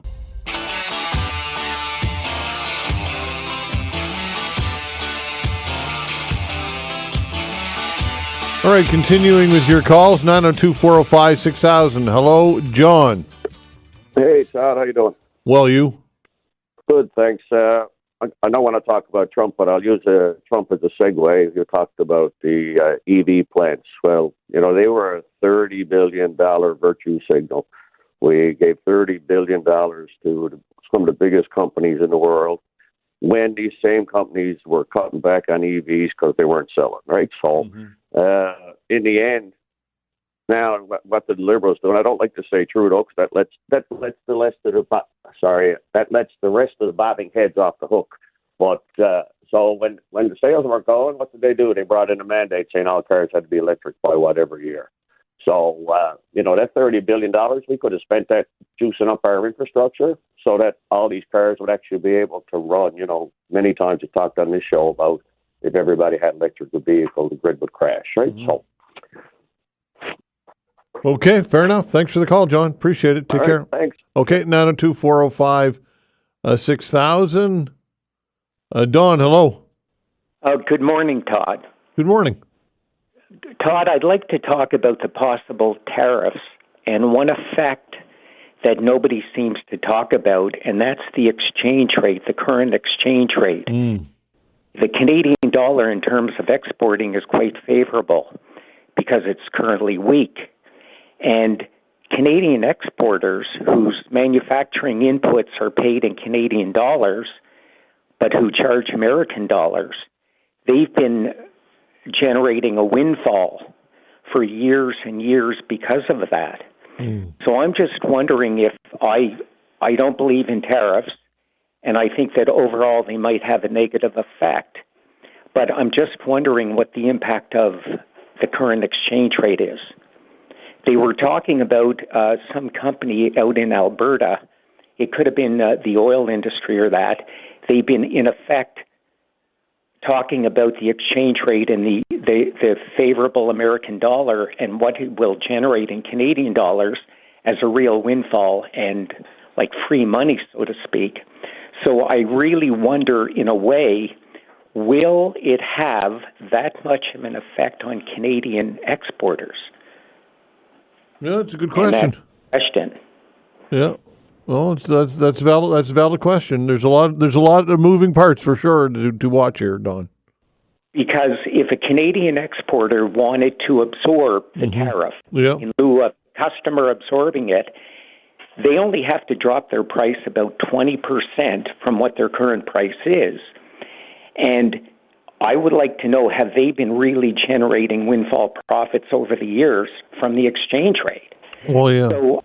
So the impact may not be as, I think it's going to be bad, but it may not be as bad. But it all depends on the inputs. Maybe the inputs that Canadian manufacturers absorb those prices may go up. But I'd love to hear somebody talk about the effect of the exchange rate. Okay. Well, I'll be talking to some people about this over the next half hour, so I'll definitely bring that up because I think it's definitely a valid point and an important variable in the conversation, Don. Okay, thank you, Tom. Okay, all right, good point. Thanks for the call. 902-405-6000. Albert, hello. Yeah, good morning. Yeah, Hi. we're discussing with Steve Murphy, and just as to that last caller, it's possible there might be, a silver lining in the cloud of tariffs, in as much as it creates more demand for Canadian manufacturing, versus American manufacturing, and forces us to diversify our markets. Because one of the big problems we've had through the years is as they say, when the American economy catches a cold, the Canadian economy catches pneumonia. Yeah, that's right. There could be a silver lining. And I want to just add something to Chris's excellent testimonial yesterday. I couldn't get on. I thought he sized up the situation very well. There's a lot of knee-jerk anti-Trump sentiment in Canada, and he wasn't saying coming on like a pro-MAGA activist or anything. He was very sensible and level-headed. And as to what I really wanted to talk about was the pardons. Yeah, like you, I don't agree with the pardons. I think it's totally undemocratic, and it harkens back to the medieval divine right of kings, But having said that, I do sympathize with the January 6th protesters. I thought they were imprisoned, They went outside the legal process and imprisoning them for 4 years, some of them in solitary confinement, really without charges. So I think whatever crimes they may have committed was surely been paid for by 4 years of imprisonment. And the only two people that died were shot by the security guards unprovoked. And there was no investigation of that. This two security guards. Well, police officers, and law enforcement could have died easily at the time, and they were assaulted. And it was. I mean, you look at the video, Albert. It's pretty evident that this was pretty serious stuff. I've seen a lot of videos, and some of it looks horrible. Then I realized later these are Hollywood reenactments, or they're AI videos. Okay. Anyway, not going down that road. Let's see. Well, who am I talking to next here? Bernie, hello. Yeah, how you doing, Todd? I'm well, you? Good program. We're living in interesting times. Indeed. I think, Todd, we're going to have short-term pain for long-term gain. So what they got to do in this country is go a different direction. They got to develop their own natural resources. We're a country of 40 million people. We have the biggest landmass in the world. We got an abundance of water. We got abundance of lumber. We got abundance of minerals and everything. So Canada should chart a different course and break off their reliance on the American economy as much as we do. And I think that, like I said, it'll be short-term pain. We're going to go through pain. He puts the tariffs on. It's going to hurt. Mm-hmm. And it's going to hurt our manufacturing. But maybe a new ideology of developing Canada, and that we'll accept change and go and develop our own economy, much like a lot of the other countries have done, and get off our dependence on the United States once and for all. Well, it's Bernie, I get it, but it's going to be very painful in the short term doing that, right? And when I say short term, I mean the next few years. It's going to be tough to diversify markets, and because of the proximity to the United States, they're a natural trading partner for a lot of reasons. So I think you'd agree, Bernie, that it ain't going to be painless. It's going to be tough either way, right? Over the years, Todd, we had NAFTA, we had free trade. We did everything to praise them. We traded with them. We did this, and now we can see that this man has come to power, and he has one thing in his mind. He's after the resources in Canada, because the Americans need the water, they need the lumber, they need the minerals and everything. So Canada got to be tough. They got to stand up. If we have go through short-term pain, that's all right. But develop a new direction and get off our dependence on the American economy. Okay, thanks for the call, Bernie. Appreciate it. Okay, all right, take care. Easier said than done. It's pretty difficult to do, to turn on a dime. And the short-term pain, what is short-term? Well, we're talking years and years and years to completely replace what we do when it comes to trade with the United States with other markets. First of all, you need to find other markets. Second of all, they're going to be much more expensive to get to those other markets. And you need to develop those trade deals. And I don't know that that's realistic. Anyway, we'll continue to talk about this pretty extensively over the next little while, certainly, as February 1st fast approaches. Some good news. How's that sound? Tourism and HRM sees a banner year in 2024. We'll talk with Ross Jefferson when we come back.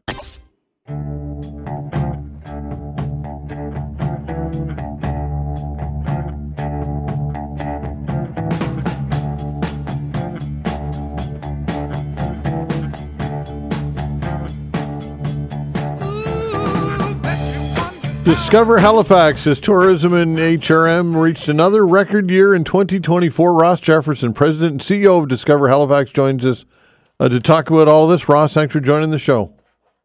Great to be here, Todd. All right, so I guess give us all the good news, first of all. Well, look, we've had another really successful year of tourism. We measure the number of hotel rooms sold to give us an idea of how many visitors are coming into the region, and we're up 2.6 over last year. And that continues a long trend, with the exception of COVID, obviously. When we compare it to pre-COVID, we're actually up 11.4%. So the tourism industry is doing exceptionally well here in Halifax, and we're optimistic about the year ahead as well. Okay, and what gives you reason for optimism for the year ahead? Well, look, this is a growing industry, number one, so we've got the wind at our back. But I think, Halifax, HRM, and Nova Scotia, it's a fantastic place to visit. I think we've had, a lot of great events and activities that have been bringing people in. Last year, we hosted the Juno Awards, Sail GP. We had Skate Canada International. I think everything seems to be working well, and we're expecting that to continue into the future. All right. The price for hotel rooms, again, I'm hearing this anecdotally. I've not rented a room in Halifax. I live here, so I wouldn't. But I hear that they're quite pricey rooms to rent, but it doesn't seem to be a deterrent. So is this a case of let the market kind of determine the price?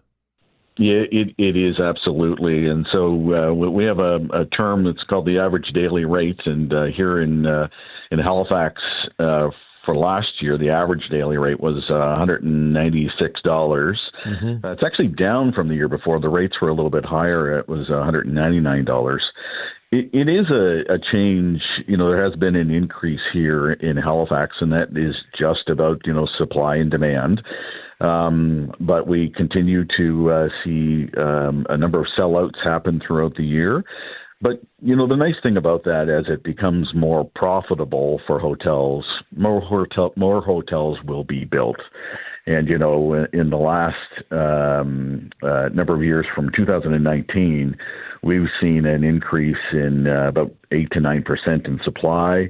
And if you think about it, the new hotels that have come up, the Moxie Hotel downtown, the Muir Hotel, the Sutton Place Hotel was built, the Tower Hotel out in Bears Lake, the Sandman Hotel out in Dartmouth Crossing. So the investment is there. I think it's generally very good for Nova Scotians and for us here in HRM. It's more taxes being collected. It's more employment. So we're expecting to see more hotels built as the industry continues to grow. All right, this email just received from Lee says, were rooms sold to government for temporary displacement included in the numbers? No, they're not. Okay, as simple as that. When it comes to the cruise industry as well, that's a whole other aspect that would be left out of your metrics, because these people aren't renting rooms. They're obviously on a cruise ship. So that is a factor added on to all of this, right? It is. We've been seeing the very strong growth that's happening in the cruise industry. It's expected to continue to grow as well. It's added on, and of course we have a lot of day visitors that will come in, or they might be traveling through the province and make a stop here.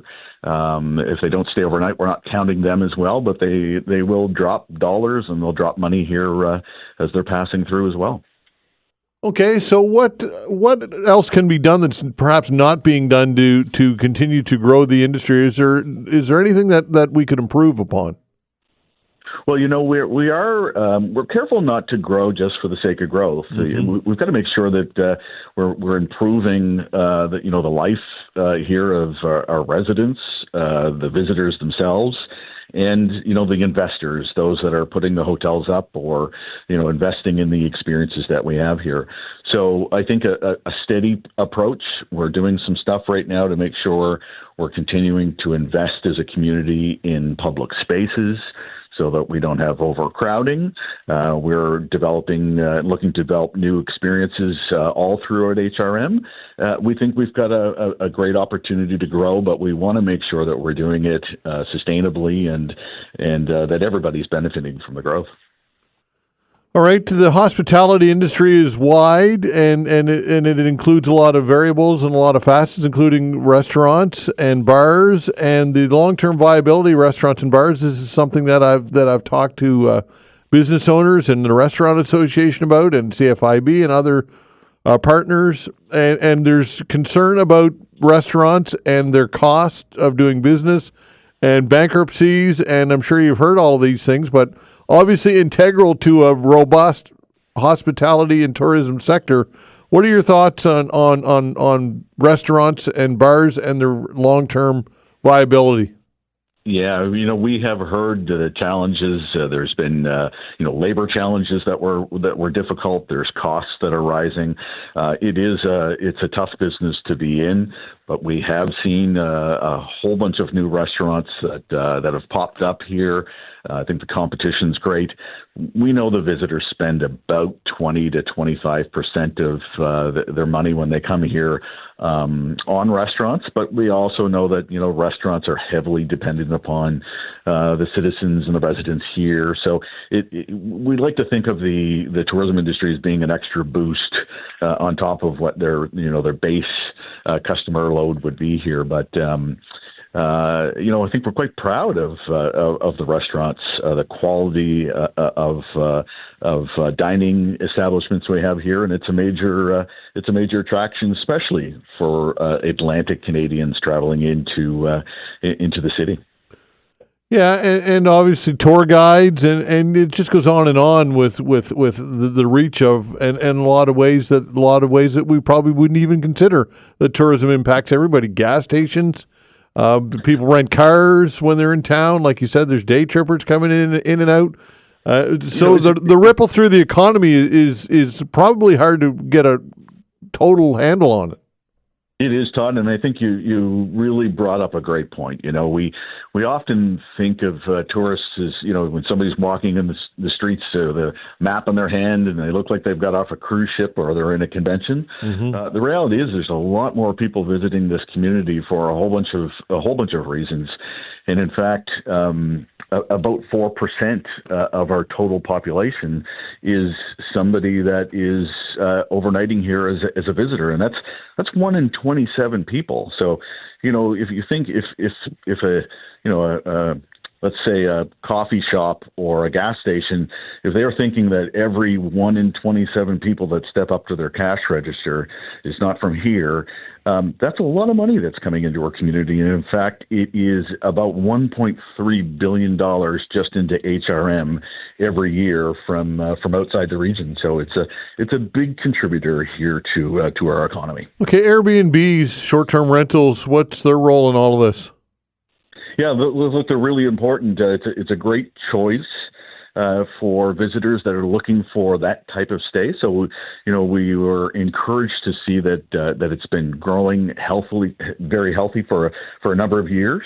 There has been a decrease in the number of units. There's been a lot of new legislation that's been coming in, and that is part of that balance about trying to be responsible in this industry as it continues to grow. We know that it does have a small impact on the housing here in HRM, but we're continuing to see more and more investments in housing and more investments in these facilities. So we're encouraged about the future. Okay, Ross, good news. We'll take it, right? We need it, and we'll take it. We'll do that, Todd. All right. Thanks, Ross. Take care. Okay, take care. All right, Ross Jefferson, President and CEO of Discover Halifax. Not enough good news out there, and that's good news. So, again, we will take it where we can get it. Nova Scotia forestry sector anxious about possible U.S. tariffs. That when we come back. Thanks.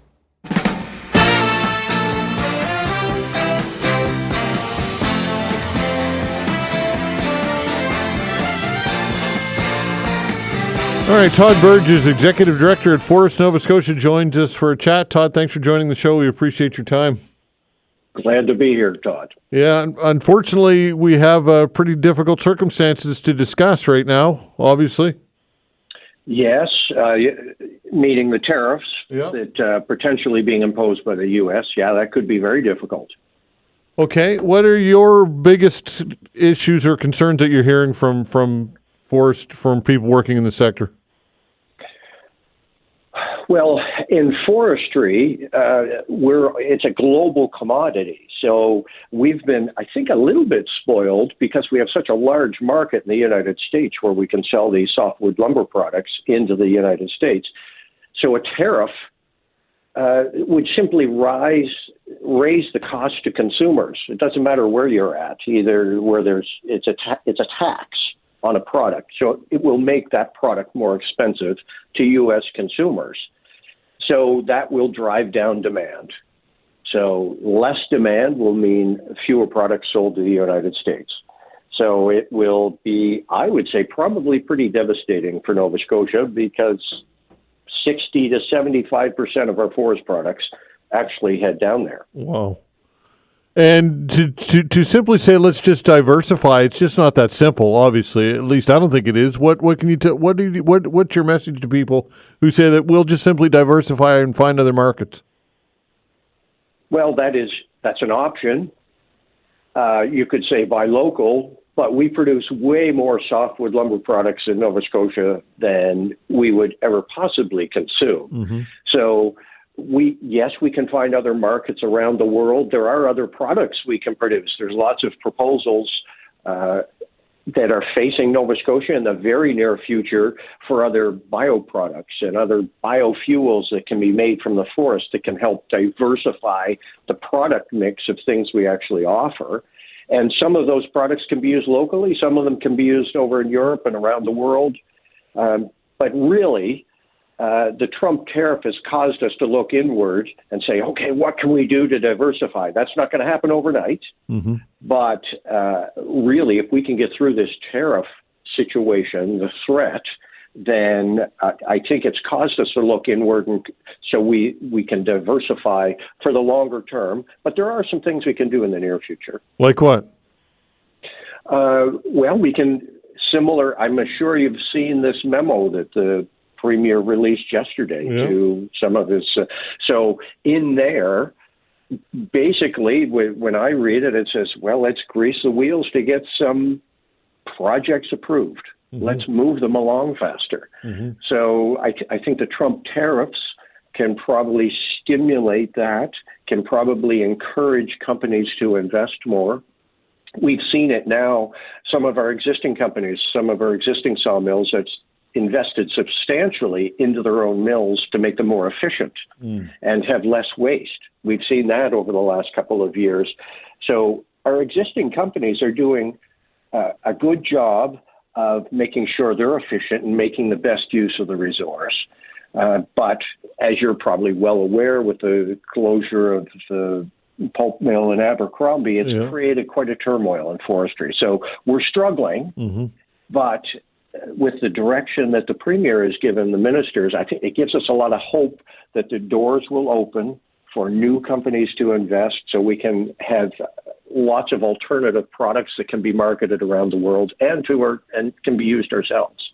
Okay, so in the here and now, scaling up operations heading into February 1st, the unknown I would think would be problematic because manufacturers, how much to cut, how much to manufacture, how much to and I guess what I'm getting at is that that's all money paid up front by business owners. And if in fact that product can't get shipped because of tariffs or if the price changes dramatically, then that needs to be factored in. I would think administratively, logistically, this has to be a nightmare for your members right now. Oh yeah, it's a threat. We're not even sure it's actually going to happen. Yeah. But one thing we do know is the U.S. consumers still need our lumber products. They still need our forest products. They're not just going to stop buying it because we've been filling a demand there for years. It's just the cost to those products will rise. So how that flushes out, either, do we absorb it or do they pay more down there? I suspect the consumers will pay more. So it's not going to come to a full stop. We'll still be operating. It's just will be less profitable, considerably less profitable if the tariffs actually stick. And then if you get into reciprocating tariffs and all that kind of stuff, then that's just a big mess. And I'm not an expert in those kind of situations. I just know that it's going to be an increased cost to our members here in Nova Scotia. Not good. All right, so purchasers from the United States that would be dealing with you, with your operators and with manufacturers, they could broker deals, could they? Could they say, look, this tariff's going to be at play, it's 25%. Obviously, Americans are going to pay that, American consumers, but perhaps give them a break. And I don't know, are there deals that can be brokered in order to help kind of level out the expense or to spread the cost out among others? Well, I'm sure there is. I wouldn't be in a position to actually speak to that. I would almost leave that up to Team Canada. So our premier is in a very good position with the premiers across Canada and the federal government to actually negotiate some of those things. I don't think we can do that sector by sector, especially in Nova Scotia. When you look at the forestry sector in Nova Scotia compared to the forestry sector in other provinces across the country, we're very, very small. Even though, we have our economic spin-off benefits are about $1.8 billion for Nova Scotia. If, given some of these other project approvals that could go through, we could easily double or 2.5 times the size of that, the value to Nova Scotia.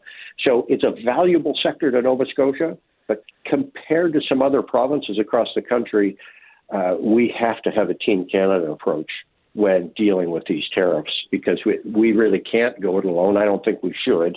We're not big enough to do that. No, I suppose, but again, it's relying on. It's always difficult, I guess, is what I'm getting at, is when you're a business owner and you're relying on so many other people to make decisions and to be your advocate. That's a vulnerable situation that nobody wants to be in. No one wants to be in that. And I suspect there's many business owners, many of these family-owned sawmills around the province, and many of these other forestry companies are saying, okay, what can we do to protect ourselves? And this threat of the Trump tariffs is probably amping that up substantially. Where can we go find other markets?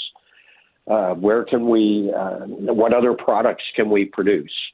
And since the closure of Northern, lots of them have been thinking about that. But the U.S. market is so big and it's so close, I think we get spoiled sometimes. So a threat like this will kind of make us sit back and reset and reconsider our businesses. But in general, forestry is a very, very good business in Nova Scotia. We're one of the few sectors that actually take more carbon out of the atmosphere than we put into it. It's a wonderful, wonderful sector when you look at the longevity, it's the sustainability of it, and how we can protect the environment long term. So it's got a lot of good news stories in it.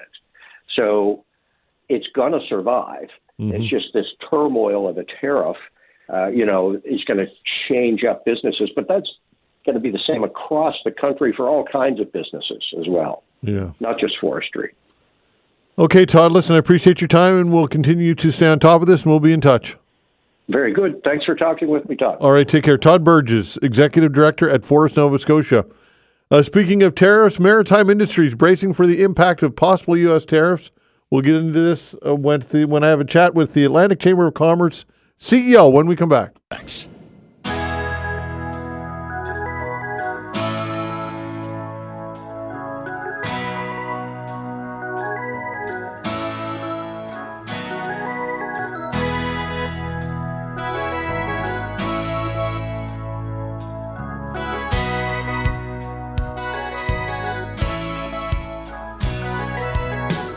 Rhonda Tulk-Lane, Atlantic Chamber of Commerce CEO, joins us for a chat. Rhonda, thanks for joining the show. We appreciate your time. Hi, Todd. Nice to be here. My first time. Excellent. Welcome, and glad to have you. So according to the Atlantic Chamber of Commerce, almost 10,000 jobs in Atlantic Canada depend on exports to the United States, and over 2,100 companies also export to the United States. That number kind of says it all about the relevance and the importance of a possible tariff here, right? That tells the story, doesn't it? It really does. When we look at us as a collective, and of course that's my job, is to represent the chambers in Atlantic Canada, just under 100,000 jobs. We're going to, that's huge for Atlantic Canadians. And as you mentioned as well, two-way trade of goods, $36 billion from Atlantic Canada. So we do have a punch, and this stuff is really important to our small businesses right now. All right. What about to talk about retaliatory tariffs? Kind of go blood sport out, go bare knuckles here. What are your thoughts on that approach?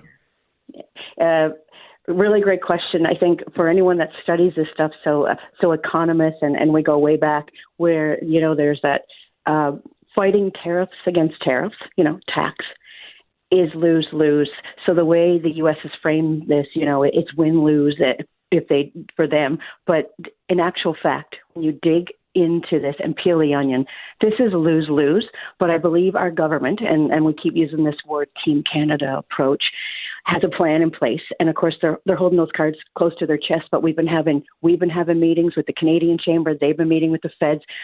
I believe we're going to see a phase approach so that we need to be ready, right? Let's hold nothing back. Mm-hmm. We need to be ready. But what I'm feeling and seeing right now in all fronts with Canada is this advocate and educate the same people in the States so that they know this is lose-lose.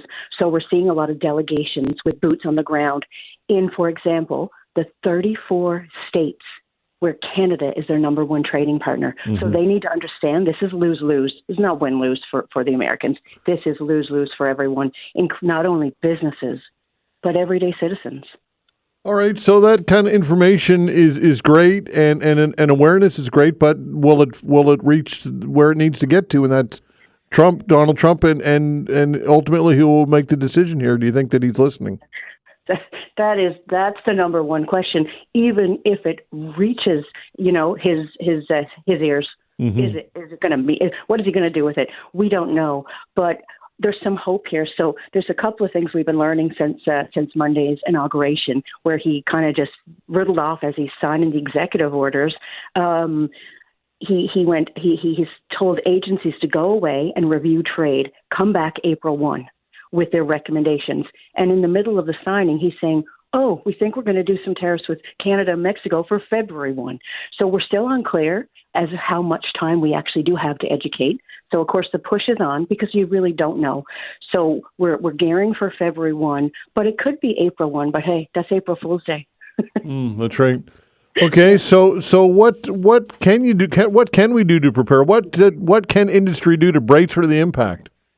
Exactly. So this is I guess if we can pull something, the silver lining out of a crisis is, and we just had a meeting just this week with Premier Tim Houston, all the chambers in Nova Scotia, and what we're looking at is then how do we create our own destiny? Perhaps it's looking at internal trade barriers ourselves. So, what we have in our control is how can we increase the trades and goods and services right across Canada? And if we can remove some of those barriers and look at the opportunities, we could see an increase in 21%, which would be awesome. So I think while we're in a crisis and we don't want to go to war with, a really great neighbor, this has caused us to look internally and look at what we are in control, and that is our own internal trade. So excellent meeting with the Premier and all the chambers to start that conversation and see how fast we can look at those opportunities while we continue to prepare for what's happening with our neighbors in the south. All right, and I get that. And look, you can only do what you can do, but it's hard to replace the economy of scale that is the United States consumer, and just the sheer volume of people there. And the market there is going to be hard. It's going to be difficult to replicate that, and I don't know that you can through interprovincial trade. What are your thoughts on that? Yeah, I would say you're right. The numbers don't lie, but we need to get that right regardless, so that when we enter into a deal with other provinces, that we look attractive to do business. So we should be doing that anyways. But agree with you on the states. The biggest trading partner for us it's been a marriage, a good marriage over decades. So why you'd pick a fight with us for that doesn't make sense. So I think as this advocacy and education is happening, as his agencies are out doing this, they're going to come back and say, this is stupid. We have 34 states. Their number one trading partner is Canada, the biggest customer. So we hope that, the sane middle has a chance here. And I like that approach, but I also believe we will have to be ready with retaliative measures, and hopefully we don't see us getting there where we have to put up tariffs, because as I said, that truly is lose-lose. What industries are best positioned to weather the storm here, and conversely, which ones do you think are the most vulnerable to this? Yeah. So this is another catch. As you read between the lines, Trump is talking about these trade deficits and how much, though, he needs oil and gas. When you remove the oil and gas out of our trade, we're actually in a surplus. Like, there's no deficit for him. We're actually, giving the most. So he needs that. And we have that in spades in Canada. But then as we look through the other areas that could potentially be harmed or at risk, the number one trade that we're trading is minerals. So critical minerals. But again, we have so much of it. So we've got a really great hand as we look at minerals and all the minerals, not only in Atlantic Canada, but across Canada. Live animals and production, so fish. The amount of fish that Atlantic Canada does trade with in the States, huge partner.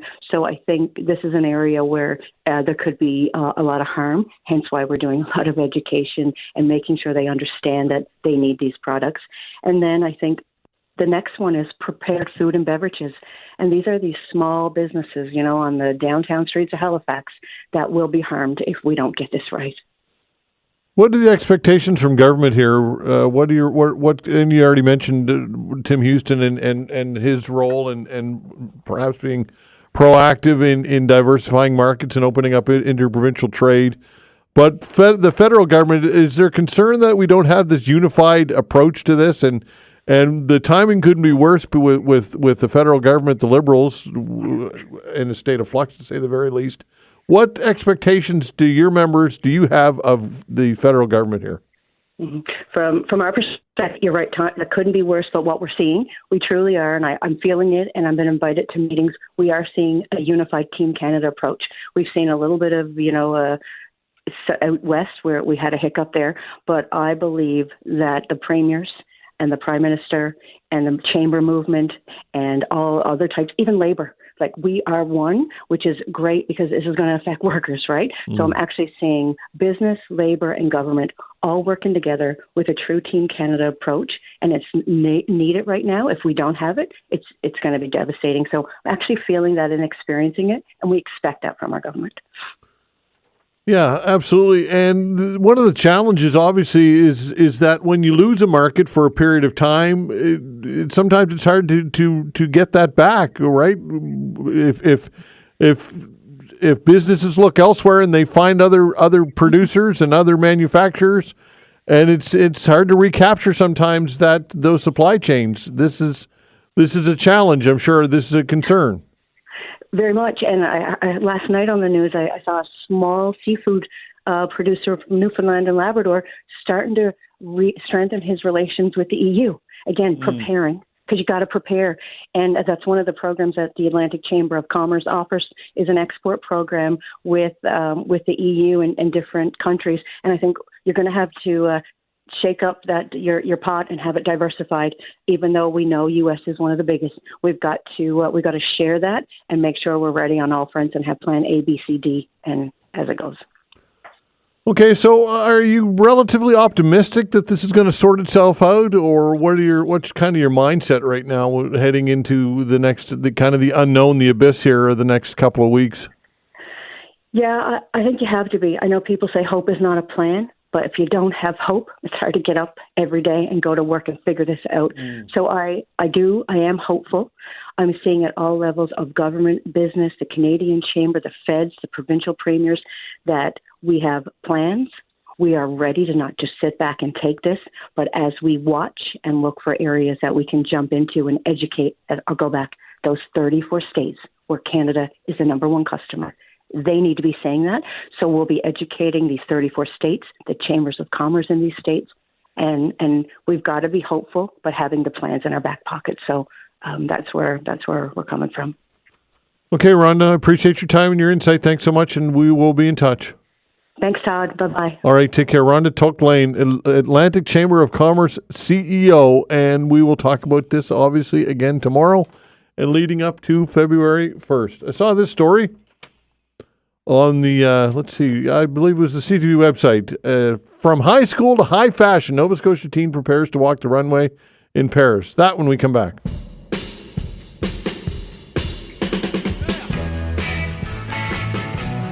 All right, before I get to my next guest, plural, we've got Mooseheads tickets to give away. They're hosting Chicoutimi tomorrow night at here in Halifax. If you'd like to go see the Mooseheads, be caller 5 now at 902-405-6000. One pair of tickets, Vanessa?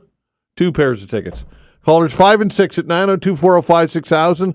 Again, 902-405-6000. If you'd like to see the Mooseheads host Chicoutimi, callers 5 and 6. 902-405-6000, and good luck. All right, I saw this story this week on the CTV website. I'll read a bit of it. A 16-year-old model, Ethan Horton, prepares to walk in Paris Fashion Week. A high school student from North Alton, Nova Scotia, getting ready to take the fashion world by storm. And Ethan joins me here in studio. Hello, Ethan. Hi, how are you? I'm well, you? I'm good. Excellent. And also, Solitha Shortte is with us, founder and CEO of Soli Management or Soli Productions Management. And Solitha, you've been here in studio before. Yes, I have. Thanks for having me back. Absolutely. And it was Fashion Week, right, when you were here this summer? It was the Mills Halifax Fashion Week, and now we're here to talk about Paris Fashion Week. And really excited to be back on the show with you. Yeah, absolutely. So, Ethan, let's start with you. How did this all happen? What's going on? How did you become this guy all of a sudden? The first thing was I just knew a couple people that were into it. One of my teachers was a model for a different agency. Yeah. And after knowing that, my mom started looking into it and found a class with Soli. Yeah. And as soon as I met her, I realized that she's the person I wanted to do this with. When you met who, Solitha? Yes. Yes. There you go. Of course, right? He calls me Soli. Most people call me Soli. Okay. Yeah. All right. So one of your teachers was a model? Yes. And that teacher put you in touch with Soli? No, I just he was a model, and I was like, that's pretty cool, and kind of inspired me to want to become one. And that's when my mom started looking into it and found Soli. Okay, so your mom did the legwork for you. Yeah. Excellent. First bit, yeah. All right, so then what? I took a class with Soli. Yeah. And realized that she kind of matched exactly what I was looking for. Same work ethic, and just meeting Soli was what inspired me to be a model, and she was the perfect match for me, so I signed a contract. Have you done this type of work before? Modeling work, that is? Not like it's been growing more, but it was just been a year now since I started. Okay, so what type of shows have you done, or tell us about the body work to this point? Done some photo shoots. I had a paid shoot for the Nova Scotia Cookie Company. Yeah. I walked in the Mills Halifax Fashion Week, which is really exciting. Mm-hmm. And just been around with some photographers, and I'm excited for the trip I'm about to go on to Europe. All right, so tell us about the trip, and then we'll tell Soli, I've got some questions for you, obviously, but tell us about the date of the trip and all that stuff. So March 2nd, I leave to go to London, where I'm spending 2 nights there. I'm going to have some photo shoots with my photographer, Blair. Mm-hmm. And then on the 4th, I take a train to Paris, which is going to be fun. I get to walk in Paris Fashion Week. And then I take a flight to Milan, where I get to go to a Vogue photo festival, where Blair's representing some of his photos. And I get to walk in another show there. Wow. That's amazing. Are you nervous? I'm actually really excited. Well, there you go. You got some cockiness to you, which is good. You need that to be a model, right, Soli? Yes, you certainly do. Are you nervous? Nope. I'm excited. I like that. That's the right approach. So what was it about Ethan that made you say yes? Like he said, his work ethic. Again, once he came through the coaching, just the way that he was able to take the the training, the advice, and the guidance, and then just flip that into it actually being the things that he's doing. This is the type of talent any agent would fight for, because he shows up, he puts the hard work in. And again, he's only 16, but when he met me, I think he was 15 when he met me. And I was like, okay, you really got what it takes. Now it's how do we help you find opportunities that are going to put you in the space where those who can make a difference for him. Yeah. Seeing him just grow so fast, and the hunger for it just keeps getting, larger, but the way he's putting time and effort into it at this age, we can only imagine where he'll take it when he is old enough to be picked up by a bigger agency in a bigger market. Yeah. Okay. So what's it like to I mean, this is a pretty good start though, right? Obviously. Yeah, it's a really good start. Like I said, he's soaring. And his journey is different than a lot of other journeys, when models speak about their experience, but he came in with a hunger, and that hunger just keeps him going, and the work ethic behind it. This young man puts a lot into it. Again, I think his mom mentioned off the air that there's fundraising that goes into it, but he shows up at every training. He's looking for opportunities where he can help finance this, because this is an expensive industry to be in, but it's a slow payout. So it takes the love and dedication for it to keep going and aspiring to go to Paris. It's the major hub in the industry. He'll be walking there for Alice C. Her brand is A. Keith. She's a new designer and in that lane of sustainable fashion, which matches what we're doing here with the Mills Fashion Week as well. But it's just being in that space now, having that exposure, booked for a designer in Paris. Like, which model wouldn't want to have that on their resume at this part of their journey? So, Ethan, how does this play with your friends and people like that? It must be pretty cool to be able to be doing these things at your age? Well, more recently, everyone started taking it more seriously. Yeah, that's how it works. A lot of people have been asking me about it. The main question, are you getting paid? But it's just, a lot of people think it's really cool that I have these opportunities to go out and do all of this stuff, because not a lot of people have the opportunity. And it's something unique from down where I live. Actually, no one besides my teacher really did this. So. Yeah. So what's your long-term goal here with this? Obviously, you'd like to make it a career, obviously, there, or what's your vision for yourself? Definitely to make it a career, see how far I can go with this, make a name for myself. And one of the main things is I just want to get enough money to help out with my school and family, and all this money that they've put into it for me, I want to repay them for that. That's nice. So, Soli, when it comes to talent, where does Ethan rank here when it comes to potential? He's heading to the elite status for what we have to offer here. He's a great representation of what the region has to offer, the main market.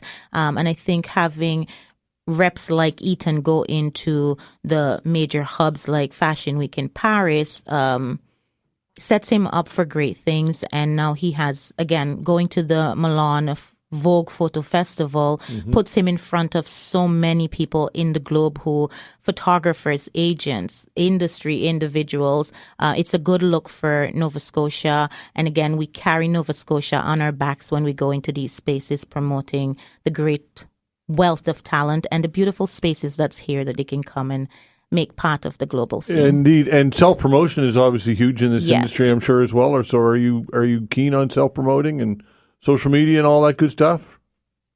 I mean, try to get as much out on Instagram as we can, but without overwhelming people. So a lot of it's just stories, and we try to post at least once a week. But the main thing is just put yourself out there without overwhelming other people. Yeah.